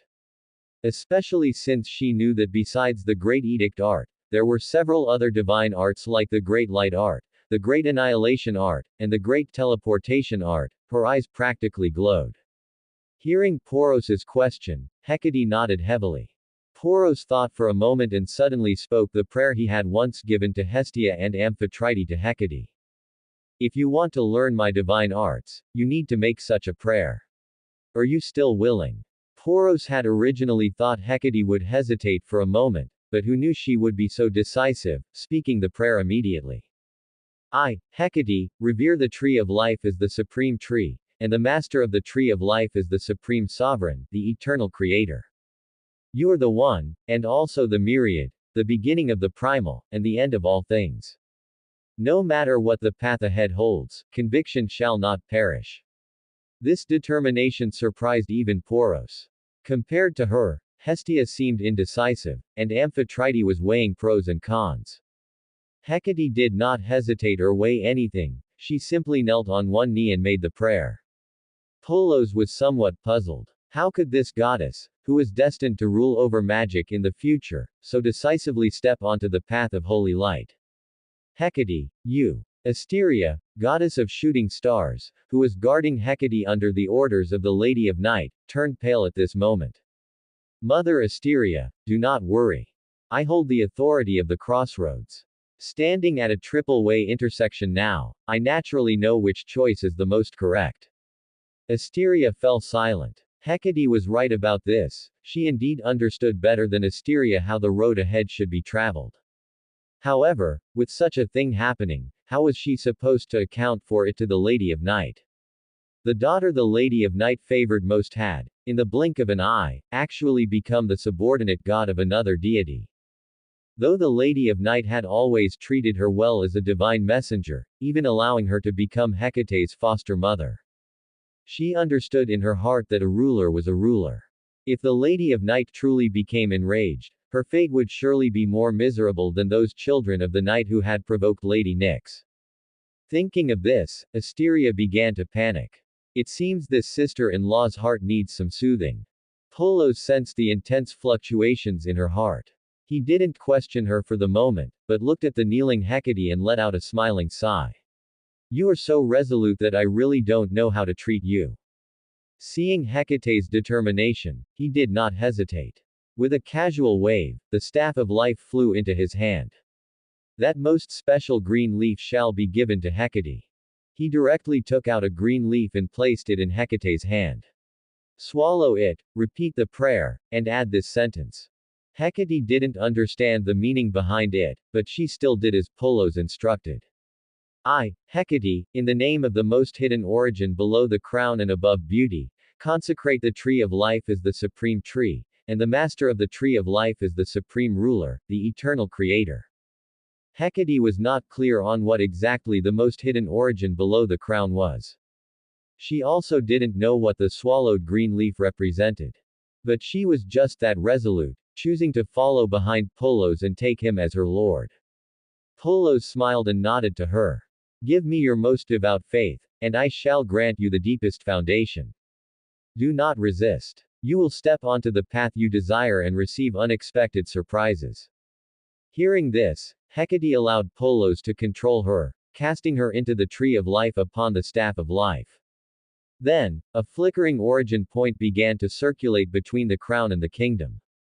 This was not an origin representing one of the 10 major foundations, yet it was likewise located upon the tree of life. Polos was very curious. What kind of power from the mystery system pathways would this most hidden origin foundation bring to Hecate and himself? As Polos investigated, he suddenly showed a strange expression. I haven't even finished the path of God, and I'm already going to start dabbling in the Lord of Mysteries. In his past life, Polos knew quite a bit about the Tree of Life. The Tree of Life is usually seen as having 10 origins, but many sectarian traditions believe that outside these 10 origins, there is also a hidden origin. It is located below the crown, and above beauty. Sometimes it is wisdom, sometimes it represents knowledge, and sometimes it can even represent the crown. Therefore, Polos specifically inquired of the Tree of Life, and it turned out that this origin actually existed upon it. Because of its hidden nature, it didn't even require Polos's faith God path to reach the beauty step for Hecate to obtain the inheritance within it. The Book of Secrets, this was the book of faith given to Hecate, representing that she would be his angel of secrets in the future. The sequence of the mystery system was the door pathway, belonging to one of the 3 great foundations of the Lord of Mysteries. The advancement of the door is closely related to the starry sky. It seems I must open the astral realm sooner. After receiving the information regarding the Book of Secrets and the door pathway, Polos opened his eyes, only to find the goddess of shooting stars, Asteria, sitting not far away, looking distracted. This beautiful goddess had a face similar to Leto, the first goddess Polos had possessed. Seeing her, Polos was reminded of the once water-gentle goddess Leto and those few months of shamelessness. But the normally brisk goddess of shooting stars was now propping her chin with her hand, looking very melancholy, her heart seemingly filled with worry. Polos walked straight over, took her into his arms, and asked, Asteria, what are you worried about? Asteria was startled, only then realizing she was being held by her brother-in-law. She pushed Polos hard but failed to push him away. Then, she didn't continue resisting but gave Polos a side eye. Naturally, I'm worried about how to account for this to the Lady of Night when I return. She entrusted her most beloved daughter to my care, hoping she would become a main god in the mortal world before returning. Now, Hecate has been enticed by you into becoming your subordinate god. The Lady of Night will likely punish me. Polos comforted her, don't think about those things. I won't let anything happen to you. Better to think about something happy. I can't be happy, Asteria said, her brow still furrowed. I will make you happy. Polos had already reached inside and squeezed firmly, causing Asteria to let out a soft moan. Polos, what are you doing? Asteria was both embarrassed and annoyed. Although she had often seen Polos and her sister Leto fooling around before Artemis and Apollo were born, she herself had never had such an experience. Vent your desires, indulge yourself, forget your troubles, and you will find happiness. Polos's voice whispered in Asteria's ear, making her turn inexplicably red-faced. However, the heavy stone in her heart really was lightened a bit. At this thought, Asteria used her strength to push Polos down onto the ground. Venting, right. You're not allowed to move. Let me vent. Polos did exactly as she wished, remaining motionless and letting her vent. However, at certain times, he would still offer some words of guidance.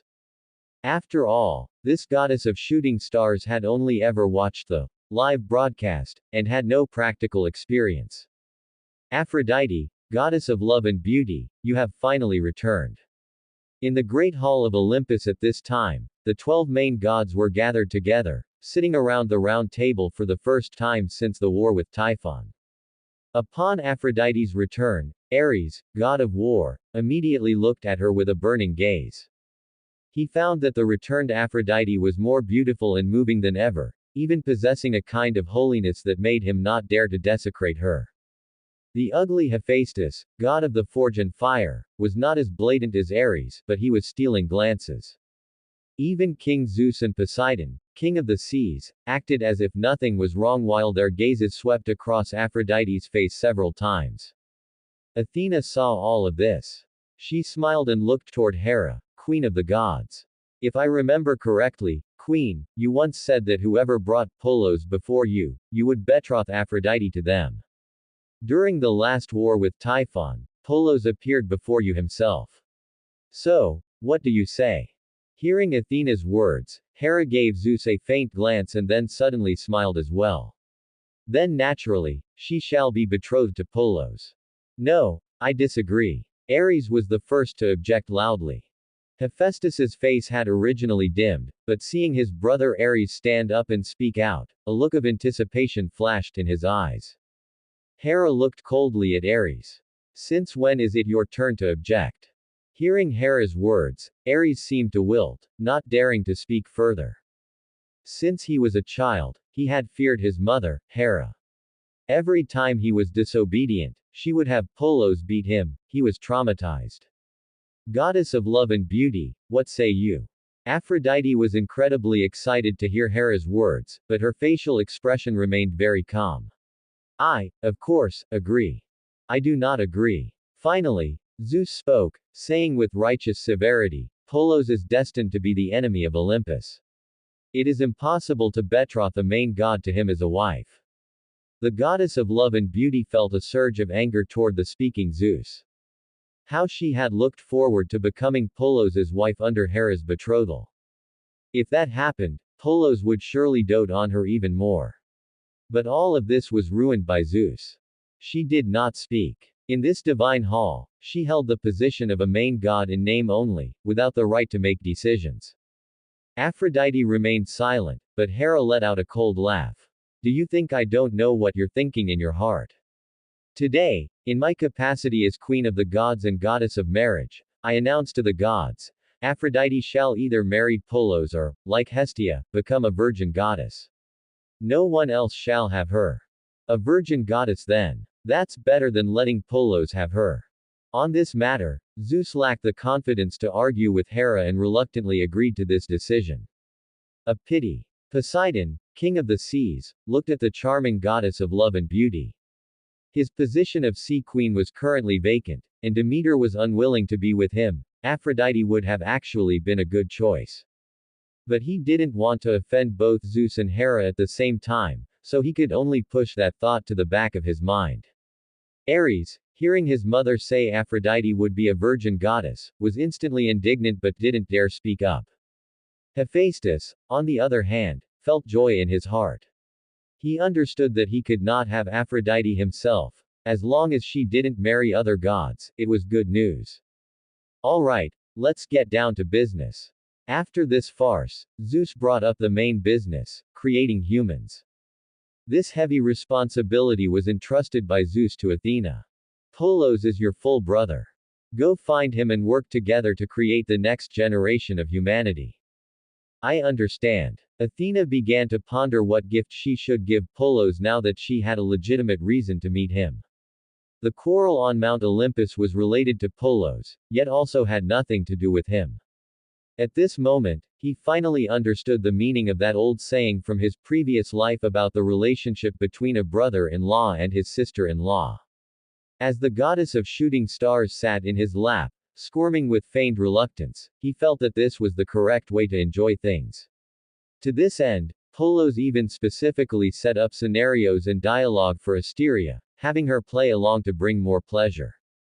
Brother-in-law, if we do this, sister will be angry if she finds out. Brother-in-law, am I better, or is sister better? Asteria truly did not understand why Polos insisted on making her say these inexplicable things. Given Leto's personality, she didn't think Leto would be angry at all. In fact, if Polos encouraged her, Leto might even join in. Immersed in pleasure, Polos suddenly remembered that he seemed to have forgotten Hecate. Forget it, let her stay in the tree of life for a while longer. I'll deal with her after I'm satisfied. Inside the space of the tree of life, Hecate shouted weakly, "Let me out, let me out." This space allowed her to see what was happening outside. After watching the live broadcast for so long, Hecate was truly speechless. "Even if you want to play, you should let me out first. I wouldn't have disturbed you anyway." Hecate was finally released, not because Polos felt he had played enough, but because Asteria, the goddess of shooting stars, finally remembered her.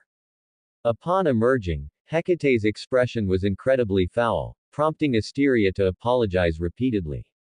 Hecate stared at her flushed face and disheveled clothes, sneering incessantly.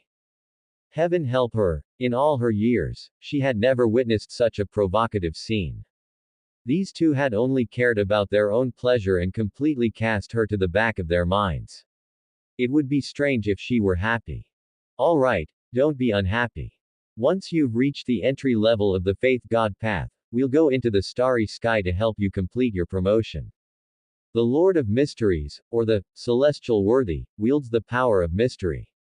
He is the king of space-time, the beacon of destiny, and the dominator of the spirit world.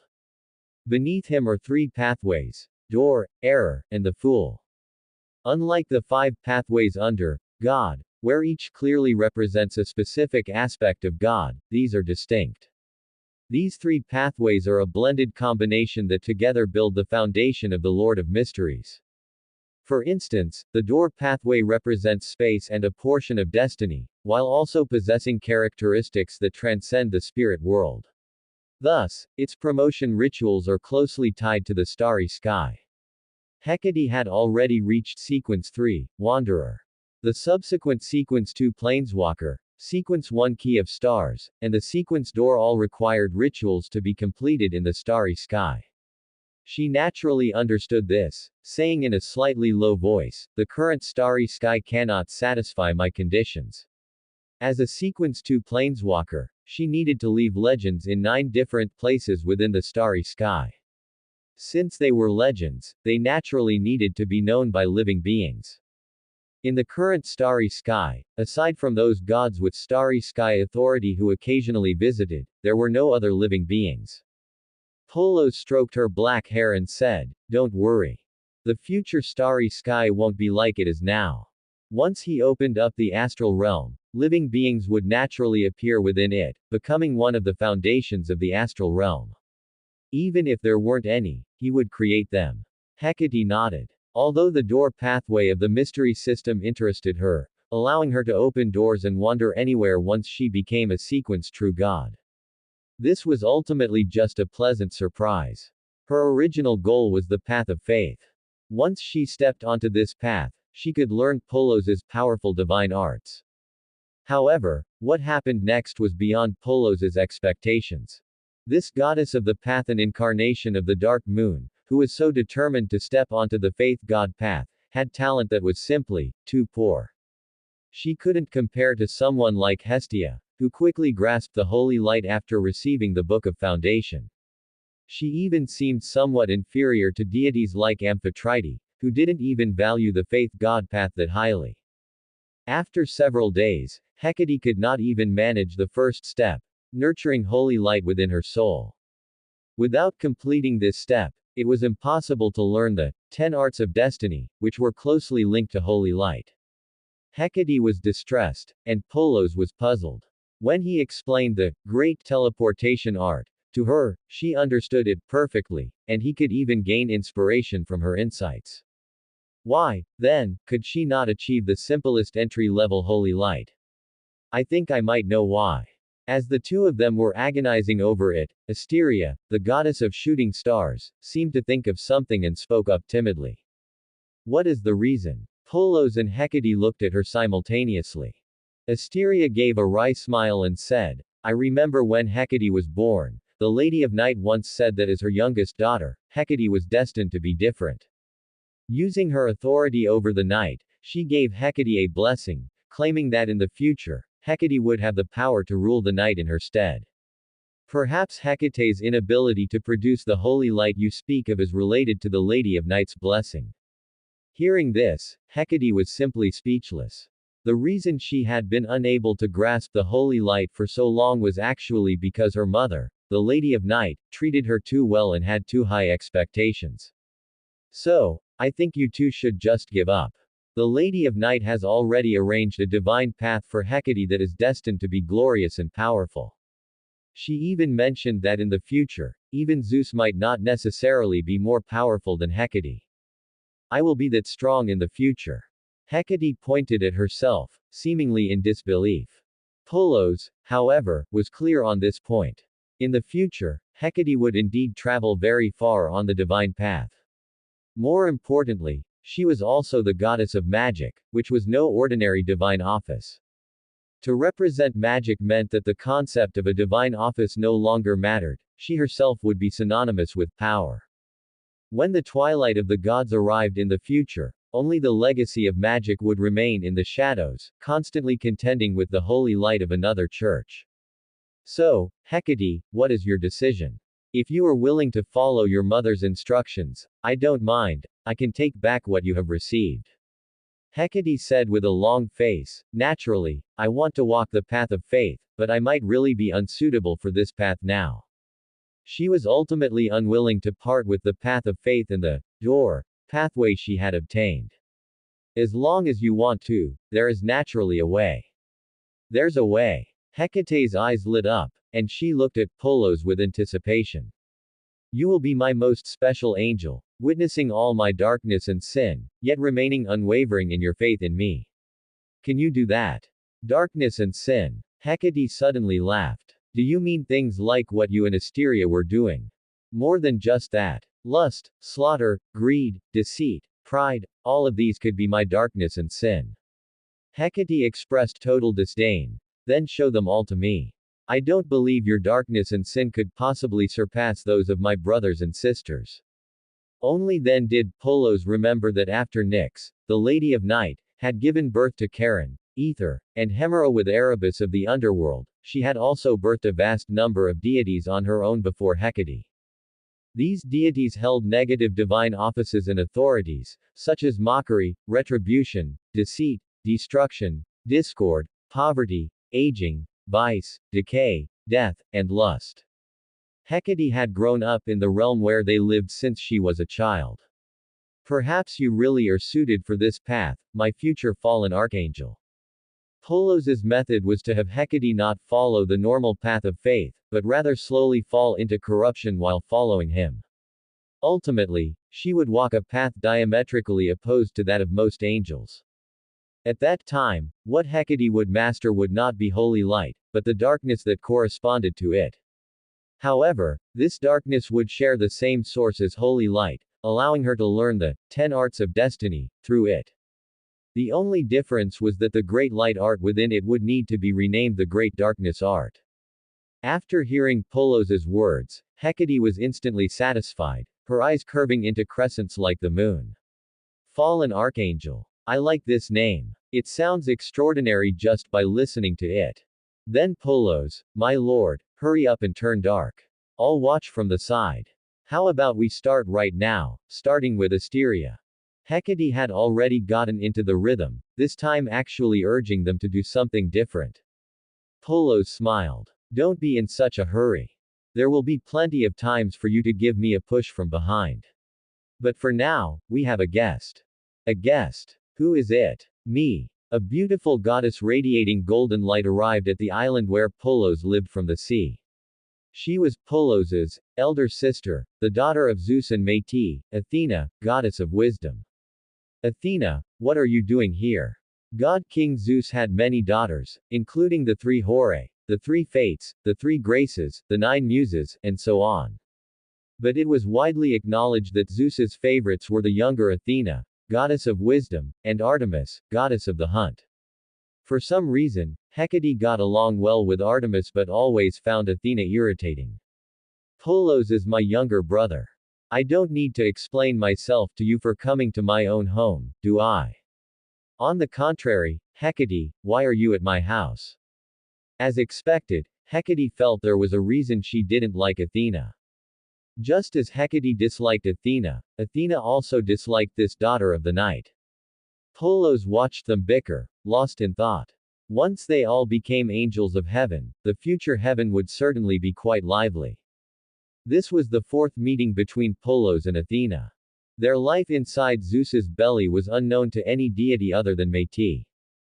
The second time was in the Great Hall of Olympus, when Athena was born from Zeus's skull, while Polos was banished from Mount Olympus. Their meeting during the Titanomachy of Typhon involved no private communication, so the gods were unaware of their familiarity. This time, in the eyes of the gods, was the first time the siblings met openly. Athena had come and even brought a gift for Polos, which greatly surprised him. However, Athena's gift was rather peculiar. It was actually a snake woman. This is Medusa of the Gorgon sisters. After the Titanomachy of Typhon, Zeus had us hunt down Typhon's children. Hera captured the 100-headed dragon Ladon and had it guard the golden apples. Apollo killed the giant serpent Python, supposedly because its child had once hunted the pregnant Leto on Hera's orders. Polos knew about this. In the original myths, the giant serpent Python was supposed to hunt him as well. Because Polos had sheltered Leto, the then pregnant Hera had abandoned her plan to continue hunting Leto. Unexpectedly, Python still died by Apollo's arrow. I found the whereabouts of the Gorgon sisters. I didn't originally plan to act against them, but since I was coming to see my brother, I had to bring a gift. Athena beamed with a smile. I figured you'd like beauties, so I left those two ugly Gorgons to guard my temple gates. I brought this beautiful one as a gift for you. Polos glanced at Medusa. Her appearance could indeed rival many goddesses. Let's keep her here for now.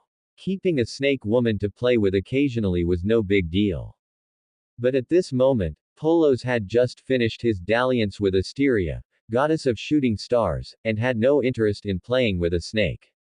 As expected of my great rival, she knows exactly what Polos likes. Bringing a gift on her first visit. Hecate, standing nearby, was already lost in silent thought. Hating Athena was one thing, but that didn't stop her from wanting to emulate Athena in this regard. If I send Polos more goddesses and let him frequently display his darkness, perhaps it will help me become a fallen angel sooner. Polos had no idea that Hecate's thoughts had already drifted toward deciding whom to capture. He and Athena began discussing official business, namely, creating humans. I heard we're going to create humans. Prometheus wants to observe and asked me to seek your permission. Hearing this, Polos said casually, no problem, let him watch. It wasn't that kind of making humans, so if Prometheus wanted to watch, let him. This Prometheus was also one of the potential candidates for an angel in Polos's plan. Furthermore, once humans were created, Polos didn't want to personally teach the new humans and would have to entrust it to Prometheus. Among the deities of Greek mythology, when it came to teaching humans, no god was likely more reliable than him. Hecate, let's go. We're going to create humans together. Huh. Oh, okay.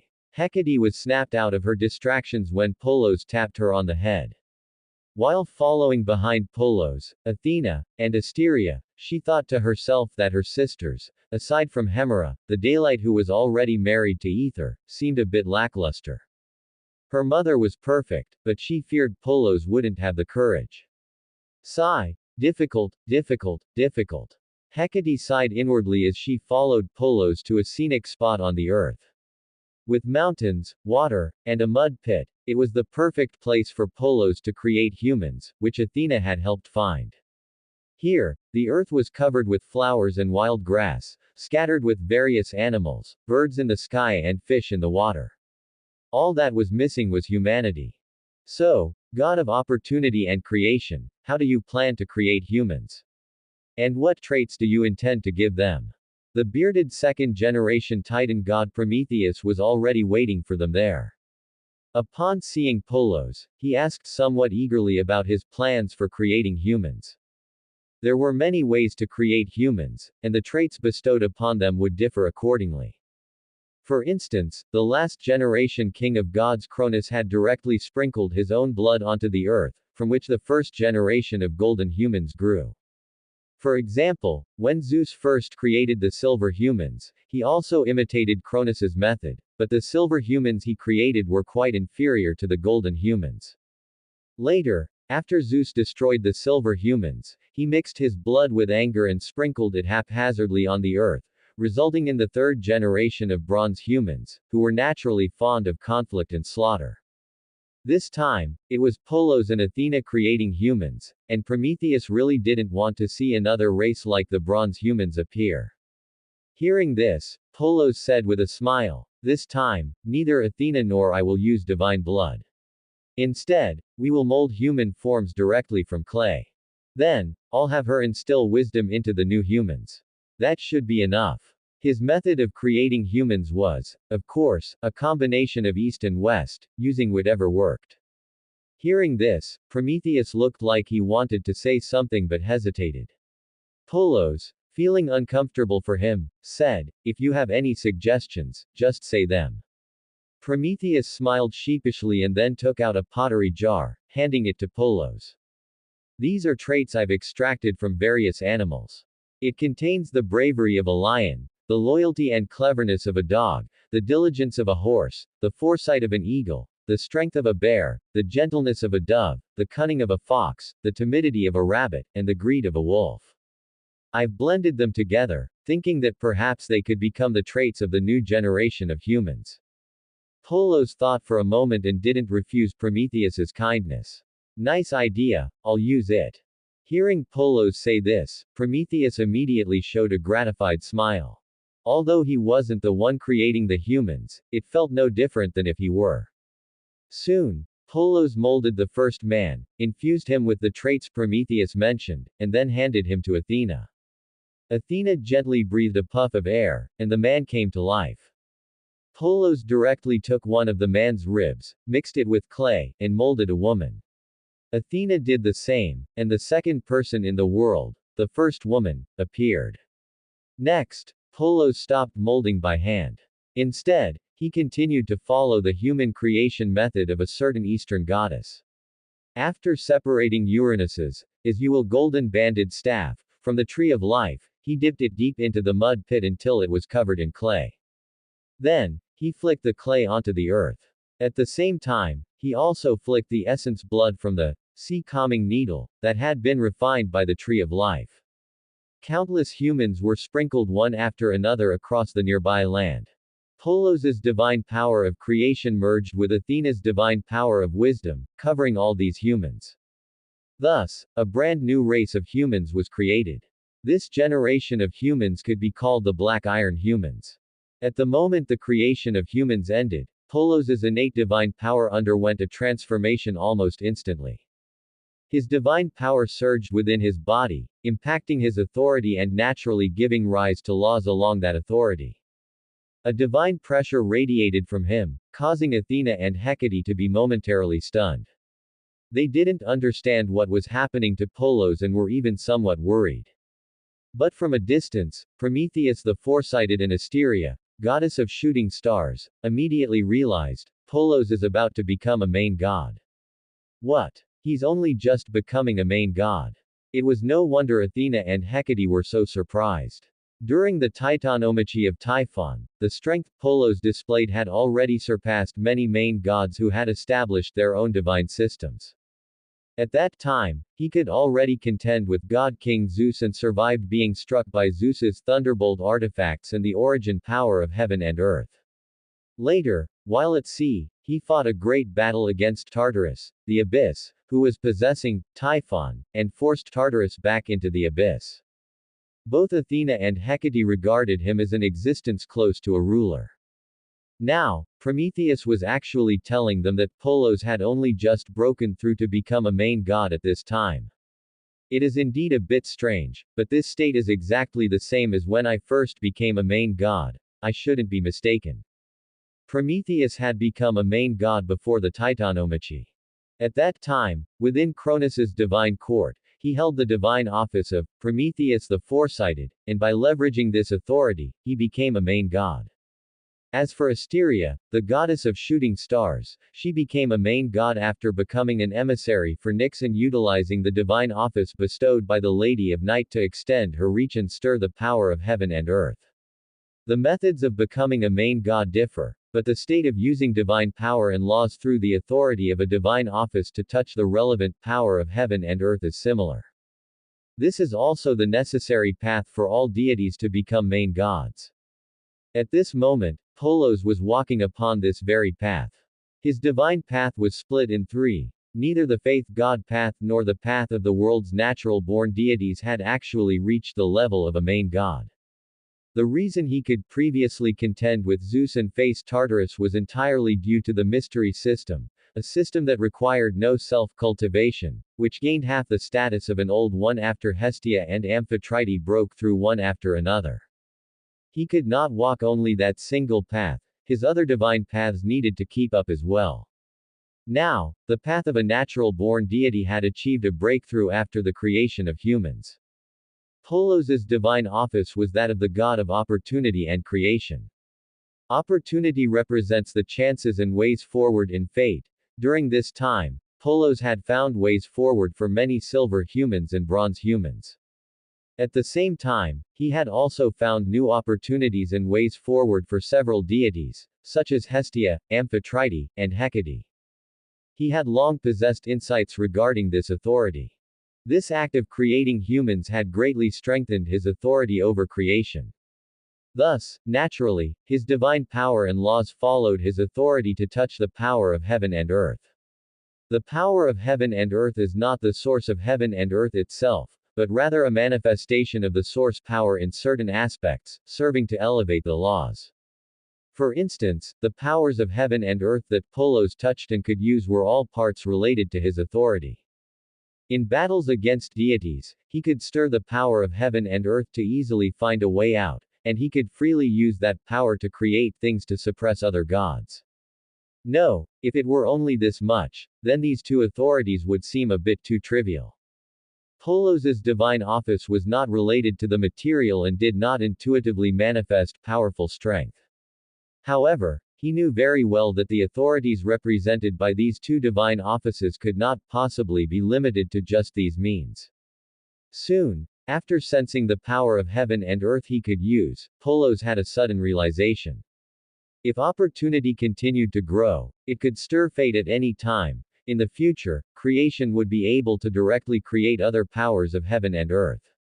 In other words, the true power of Polos's two authorities would emerge when he established his own divine system and the prototype of his own world. At that time, even if he had not become a king of gods, he could stir the fate of heaven, earth, and the gods, and create the laws, authorities, powers of heaven and earth, and even source powers of any deity. At the extreme, by controlling fate, one person as God would suffice. There would not even be a need for other deities in the world. To naturally possess divine power with such attributes, it's no wonder that among all the children burdened with destiny, Zeus only killed Polos. God King Zeus might not fear children like Apollo and Dionysus, but he must certainly be terrified of Polos. Although only these few deities were present at Polos and Athena's creation of humans, many other gods were silently watching. Needless to say, Helios, god of the sun, driving his solar chariot in the sky, was Zeus's best pair of eyes. This time, Zeus himself had also transformed into the firmament, watching the entire process. When Polos was creating humans and took out that strange staff, it stirred something in his heart. From this staff, Zeus sensed an extremely ancient aura. It even contained a portion of the god king's authority. He immediately thought that this must be the divine artifact Aphrodite had once mentioned, left behind by Uranus, the first king of gods, which naturally countered Aphrodite. The divine artifact that had once caused holy light to illuminate the world was the yellowish-black clay tablet he had seen before. Zeus was very wary of the divine artifacts left by the first king of the gods. However, Polos's next actions put him somewhat at ease. He actually discarded all of Uranus's flesh and blood to complete this generation of humans. This powerful divine artifact was now left with only its foundation of authority and laws, along with its inherent traits. Zeus's current authority already touched the sky, the earth, the ocean, the underworld, the night, the abyss, and every other reachable place. He was not worried at all that Polos could threaten him by relying on this small bit of authority. He's only just become a main god. Then where did his previous power originate from? Like Athena, Hecate, and the others, Zeus was also quite surprised that Polos had only touched the realm of a main god after creating humans. If it were said that a deity whom even he currently didn't know how to deal with had only just become a main god, probably very few among the gods would believe it. But that was the truth. Seeing Polos experiencing the power of heaven and earth he could now invoke, Zeus watched with a cold face and found that he truly could not feel any affection for this generation of humans. After thinking for a moment, he acted in secret, extracting something akin to a thread, both existing and non-existing, from every newborn human, and then completely annihilated them. This was done very covertly, such that neither Prometheus nor Athena noticed, and then Zeus returned to his divine palace. Zeus's actions, however, could not be hidden from Polos. He immediately snapped back to attention and looked toward the newly born humans. He soon discovered what trick Zeus had played on these humans. All concepts regarding fire no longer existed within this generation of humans. In other words, God King Zeus had stripped them of the right to use fire. Fate will always find a way. Polos was not angry in the slightest. Instead, he looked at Prometheus the foresighted beside him and revealed a deeply meaningful smile. His current control over the authority of opportunity only allowed him to follow the flow of the river of fate to find a way forward. He could not yet act against fate. However, the way forward for humanity lay with Prometheus. This was the flow of fate. And Prometheus would receive a better opportunity because of this, which would be Polos's gift. Prometheus felt strange seeing Polos's smile and asked in confusion, "God of opportunity, is there something wrong with me?" Prometheus had a very good impression of this pair of siblings, Athena and Polos. He had a decent relationship with Métis, the goddess of wisdom, back then, and had even thought about pursuing her. Unfortunately, Métis had been like one possessed back then, wanting to groom Zeus to become the god king so she could become his queen, only to meet a tragic end. Foresighted one, I would like to ask you to teach the newborn humans. What do you think? It was a pity this wasn't the Great Desolation, otherwise, Polos would have given Prometheus the title of saintly teacher of the human race, to commend his contributions to humanity. It was clearly a request, but upon hearing it, Prometheus looked delighted. All right, thank you. I was just thinking about teaching some humans who are different. Prometheus had lived through the golden, silver, and bronze generations of humans and had a deep understanding of them. Golden humans were lazy, silver humans were childish, and bronze humans were bellicose. None of them quite satisfied him. He had always believed that humans were a race with great potential, but unfortunately, the two god kings, Cronus and Zeus, did not know how to nurture them. Now, he would personally teach humans and make a significant contribution to the prosperity and development of the entire world. Athena had originally planned to teach the humans she and Polos had created herself. After all, she had heard Polos speak of humanity's importance since she was young. Since Polos had given this task to Prometheus, she could return to Mount Olympus. Polos becoming a main god made Athena a bit anxious, and she also wanted to become a main god as soon as possible. After Athena left, Polos took Asteria and Hecate back to the island where they lived. Polos, my dear lord, are we still not going to the starry sky? Hecate was already somewhat impatient to head into the starry sky to complete her sequence advancement. Polos replied, don't be in a hurry. Let me first think about what form of divine artifact this thing should exist as in the future.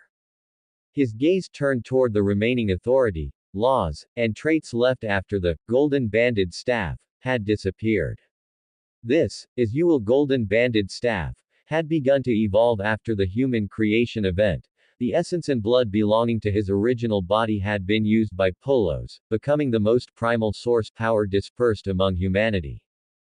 These foundations would remain hidden deep within the human lineage, eventually taking root, sprouting, and blooming with light. The staff itself was completely gone, leaving only the final foundation of authority, which was condensing into a form in Polos's hand. Uranus's, is Ewell golden-banded staff, inherently possessed authority and laws representing lust, as well as the trait of shattering all matter contained within the earth. Now, after Polos used the essence blood within it to create humans, the laws of authority and characteristics were not lost. Instead, a natural suppression of humanity was added. Since the Ewell golden-banded staff had separated from the tree of life, Polos did not intend to reunite them. He planned to refine this part of the foundation into a new divine artifact, one that could be used for combat. The staff body of the Tree of Life could be obtained through other means, but a divine artifact capable of displaying great power in his current state was something that could be sought but not easily found. Various myths and legends flashed through Polos's mind, along with artifacts he had seen in his past life or in novels and films. On one hand, it had to align with his current divine path, and on the other, it had to match this part of the authority's characteristics. Unfortunately, no matter how much he thought about it, he couldn't think of anything that fit perfectly. Ultimately, having no other choice, he could only first create a relatively vulgar, divine artifact that suited the path of a main god he had just achieved. The three divine paths Polos currently walked were the mystery system, the faith system, and the natural god system of this world. The Tree of Life could be said to be a divine artifact shared by the mystery system and the faith system, serving as the very foundation of his power. The creation tablet he had previously created in the mortal realm with Hestia, goddess of the hearth, although intended to help him comprehend the laws of authority, ultimately became the divine artifact that carried the faith system. In contrast, the natural god system here lacked a divine artifact that matched the characteristics of the era.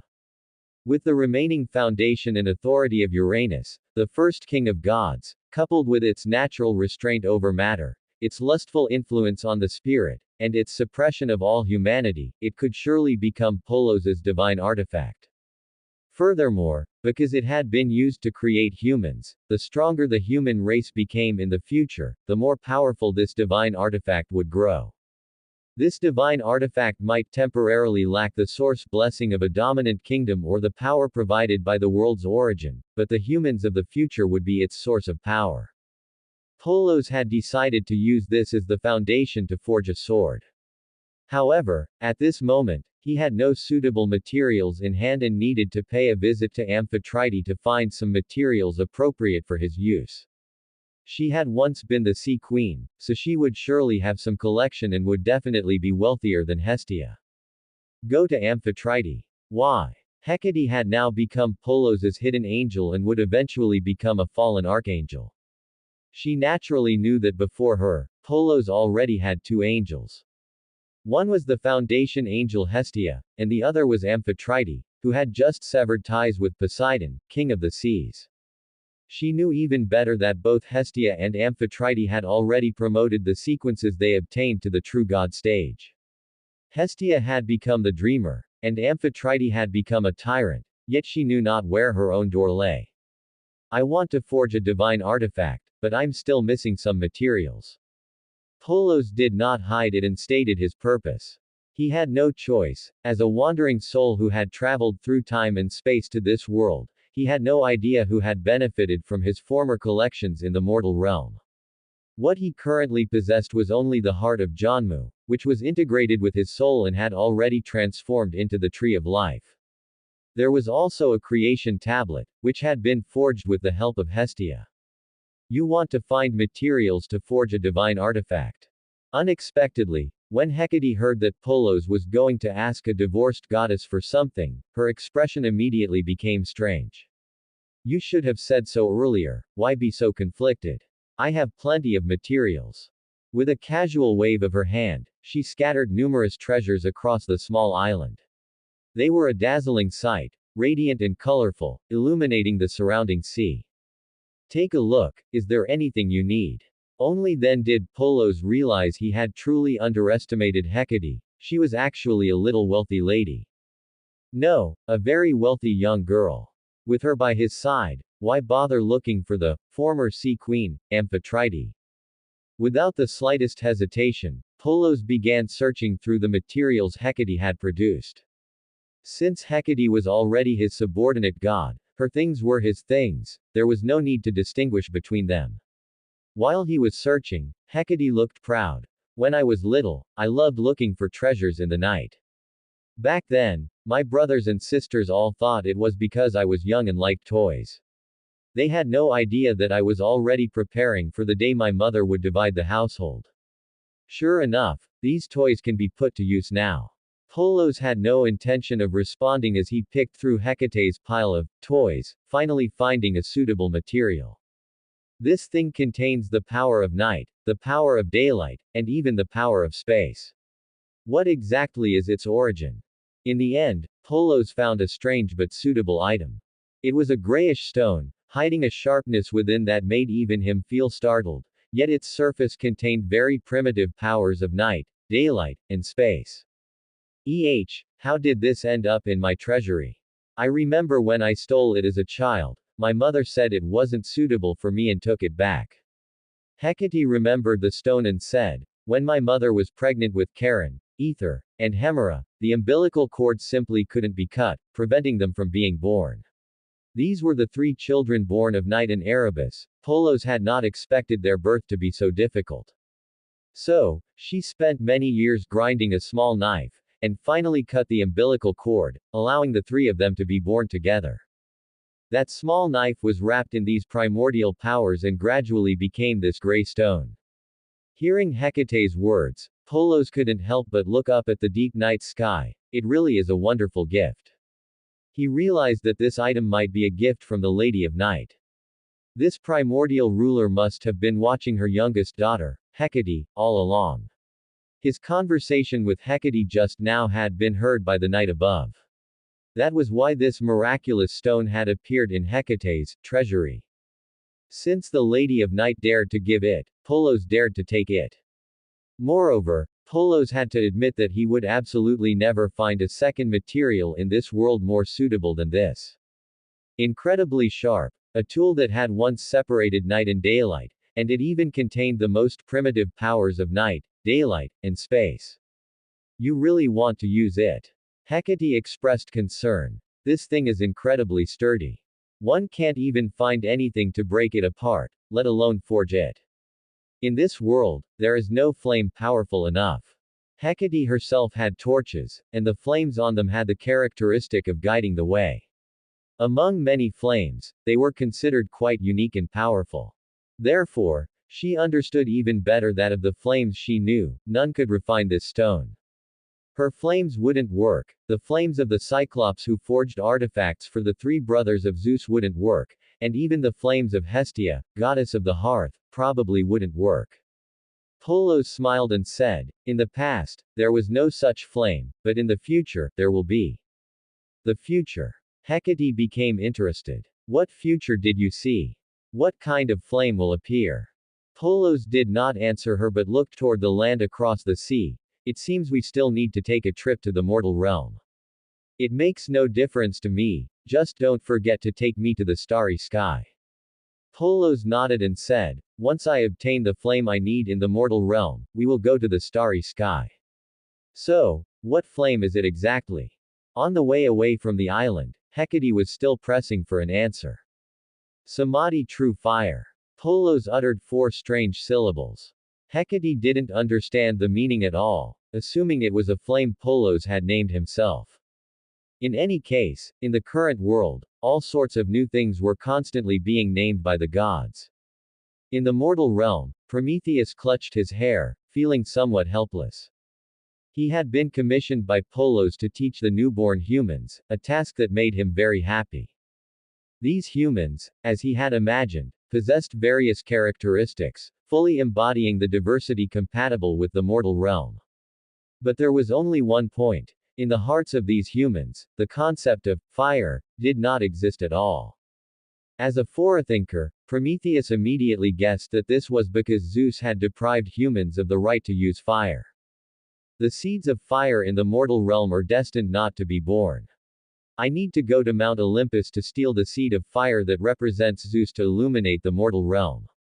After teaching much basic knowledge to the newborn humans, Prometheus made the decision to steal the seed of fire from Zeus for humanity. He also knew that the outcome of this journey might not be good for him. But for the sake of humanity, he set out resolutely. Stealing fire. Is it that exciting? When Polos and Hecate arrived in the mortal realm, Prometheus had just left. After hearing Polos talk about what Prometheus was going to do, Hecate was full of interest. She knew in her heart that the right of humans to use fire had been stripped away by Zeus. The only flame that could make humans regain this concept was the lightning fire from Zeus's divine artifact, the thunderbolt. Hecate was also incredibly curious about Zeus's divine artifact and truly wanted to go with Prometheus to steal fire. Then, she shook her head dejectedly. It's a pity I haven't become the door yet. Otherwise, I would have directly helped Prometheus enter Zeus's bedroom door. After becoming the sequence door, Hecate's authority will cover all concepts related to doors. Prometheus, can he succeed? Hecate gazed toward Mount Olympus, her heart filled with curiosity. Whether he succeeds or not, won't you know if you go over and take a look? Polos said leisurely, by the way, deliver a message to Athena and ask her to do me a favor. Can't I ask Artemis or Apollo to help? I really don't want to deal with her. Hecate seemed quite dissatisfied with Athena, causing Polos to shake his head with a smile, not minding. Fine, it's the same no matter who it is.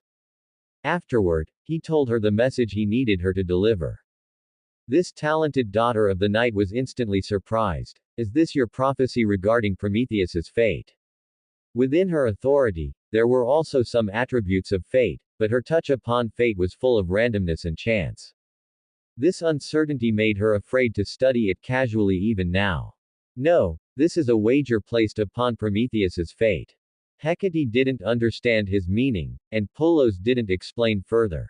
She thought about it and decided to go to Mount Olympus to watch the show.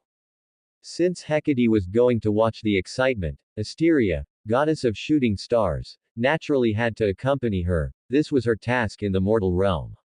After they left, Polos directly used mental transmission to summon Hestia to his side. At this time, Hestia, goddess of the hearth, and her sister Demeter were both with their mother goddess Rhea. Hestia, I hope you understand that our family is the noblest in the world. This nobility began with your father Cronus, continues through your brother Zeus, and will persist forever.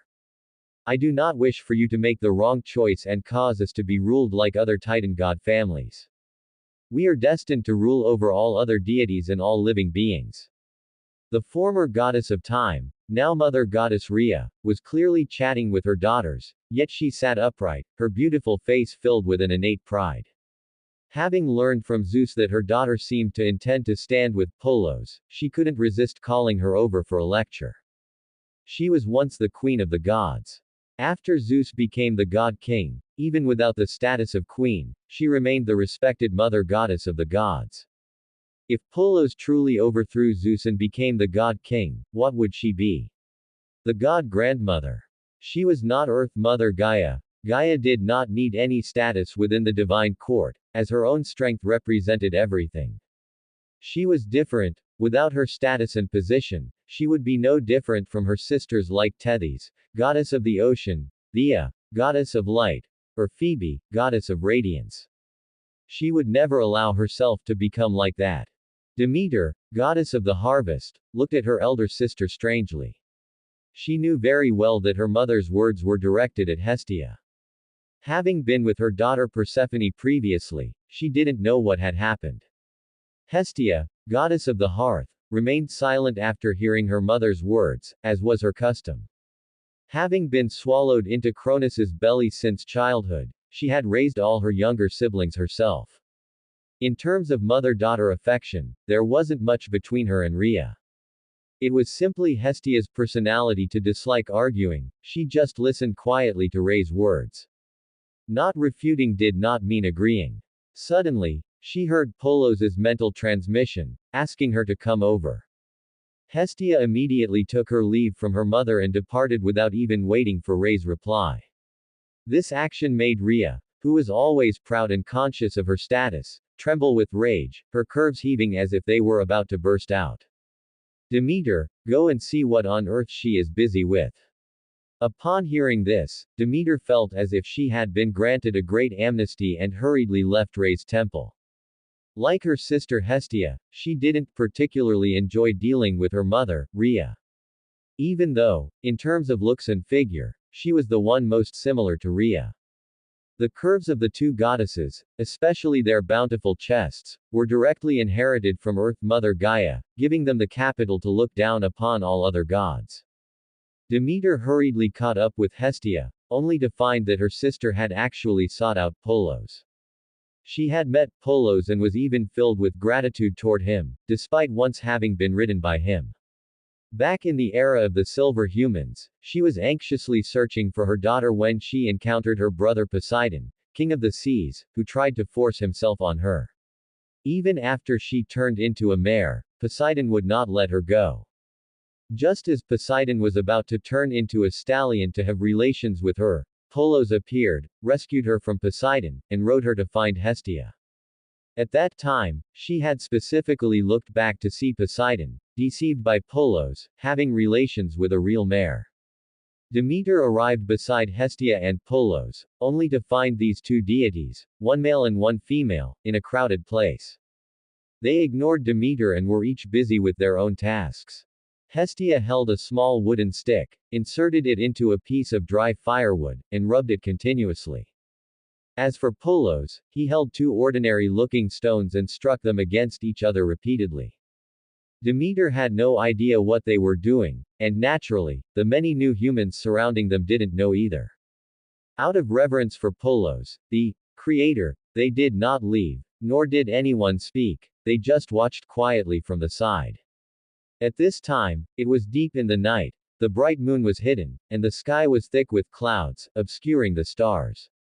The surrounding howls of wild beasts made these humans tremble uncontrollably.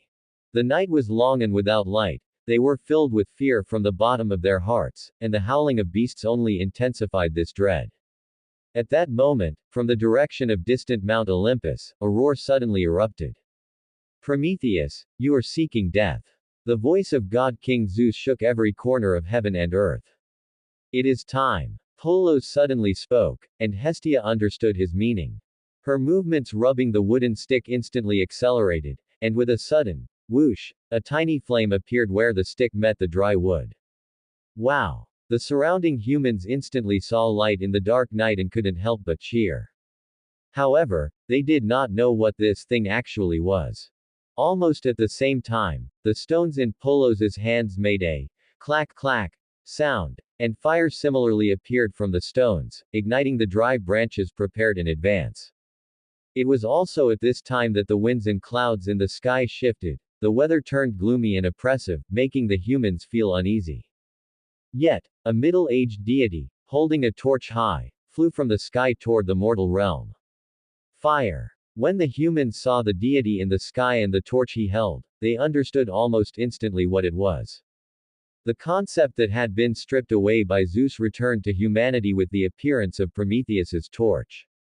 They looked back at where Polos and Hestia were and immediately realized that what these two deities wanted to teach them were two ways of making fire. The moment Prometheus appeared, a smile instantly broke out on Polos's face. Fire in wood. He reached out and took a wisp from the first flicker of flame Hestia had drilled out into his hand. Fire in stone. The first spark he had struck out with the stones was also merged into this wisp of flame. Fire in air. Polos reached out again, took a wisp of fire from the torch in Prometheus's hand, and merged it with the flame in his own hand. Prometheus was slightly stunned, but realizing it was Polos's doing, he simply smiled. He wasn't sure what Polos's goal was, but his own goal had been achieved. The concept of fire had returned to the mortal realm. From now on, humans could use fire. The Greek mythology version of Samadhi true fire is finally complete. Feeling the property of incinerating all things within this fire, Polos couldn't help but smile, splitting off a wisp to give to Hestia, goddess of the hearth. Hestia, Prometheus is going to suffer for this. From now on, I leave the mortal realm to your care. Hestia took the flame gifted by Polos, her heart a mix of joy and worry. She was joyful because the mysterious flame Polos gave her, while not containing the emotional thoughts of living beings like her hearth fire, possessed another entirely different will, as if it could burn away everything. What worried her was that Prometheus the Foresighted had certainly offended Zeus completely in order to help humans obtain fire. I wonder what kind of punishment Zeus will give him. Thinking of this, she said to Polos, I'll go to Mount Olympus to take a look first, then return to the human world. Go ahead. Polos nodded, not intending to go and watch. He already knew Prometheus's end.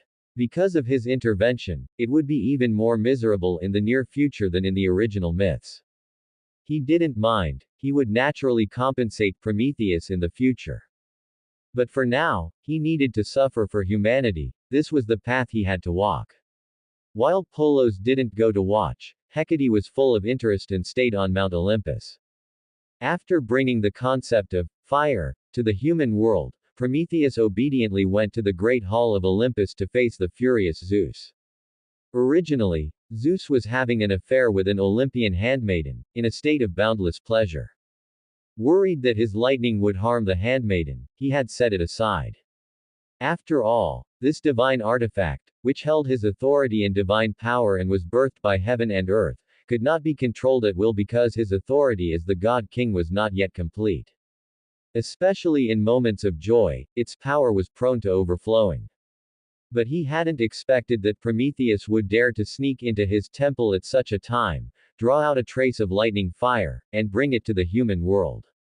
The lightning artifact was disturbed, and Zeus hastily ended his pleasure, letting out a roar. He didn't chase Prometheus. Once that wisp of flame was seen by humans, it was already too late. Zeus sat quietly on the God King's throne of Olympus, waiting for Prometheus's arrival. Sure enough, Prometheus arrived, without saying a word. After Prometheus arrived, the other gods also came, including but not limited to the 12 Olympian gods. Hecate, goddess of the path, who had received a divine office from Zeus but remained outside the Olympian pantheon, arrived. Themis, mistress of justice, who could govern the divine court in Zeus's stead but usually did not participate in the assembly of gods, arrived. There were also the sun god, the moon goddess, the goddess of dawn, Atlas the sky bearer, Epimetheus the afterthinker, and many other second-generation Titan gods. You all know what happened. Prometheus stole the fire of my divine artifact. I will execute him. Who is in favor? Who is opposed? Zeus's gaze was fierce as it swept across all the gods. The oppressive feeling, like lightning hanging overhead, made many gods afraid to meet his eyes, let alone voice an objection. I object. Unfortunately, just as his voice fell, a goddess raised an objection. It was none other than Themis, mistress of justice. Goddess Themis, why do you object? Zeus was very dissatisfied, looking at his aunt. Themis directly covered her eyes with her blindfold and said in a firm voice, Prometheus stole fire for humanity, for the prosperity of heaven and earth.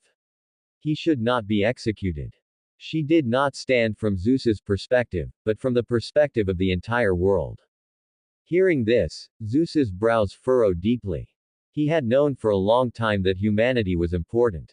But in his view, this generation of humans created by Polos and Athena was also a transitional generation. In the future, he would certainly eliminate this generation of humans, just like the silver humans and bronze humans, and create humans himself. But hearing Themis's tone now, this generation of humans was probably not simple. I also object. As the goddess of the hearth, if humans don't even have fire, what authority do I have left? Hestia, goddess of the hearth, was objecting to Prometheus's execution from her own perspective. I also object. Humans were meant to have fire. Athena, goddess of wisdom, stood up to oppose her father for the first time because she was the one who had created humanity. Then, I also object. Hecate spoke up. prompting Zeus to give her a faint glance. And why do you object? Hecate gave a nonchalant smile. So many gods are objecting, I'll just follow along. Zeus was simply speechless. This daughter of the night, what did she think the temple of Olympus was, to be so frivolous and casual? But thinking of Nyx, the knight behind her, whom he was currently no match for, he could only endure it. In that case, he will not be executed. However, Prometheus could have asked me for fire but chose to steal it instead. He must accept punishment. Hearing this, the gods chuckled in their hearts. If Prometheus had asked him for fire, it would be a wonder if he actually gave it. If he were truly willing to give it, why would he have stripped humans of the right to use fire in the first place? They also understood that for the sake of his dignity as the god king, Zeus had to punish Prometheus. Otherwise, Olympus would no longer have the prestige to rule over heaven, earth, and the gods. The gods did not object too much to this point. They only thought that no matter what punishment Zeus gave Prometheus, they would find an opportunity to rescue him in the future. And so, Prometheus received his punishment. He would be bound to a cliff on the Caucasus Mountains by a chain he could never break free from, a chain to be personally forged by Hephaestus, god of the forge. Furthermore, diamond nails would pin Prometheus's chest, making it impossible for him to move easily. Zeus would also send a vulture to peck at Prometheus's liver every day, and by night, the consumed liver would grow back. Thus, day after day, Prometheus would endure endless pain.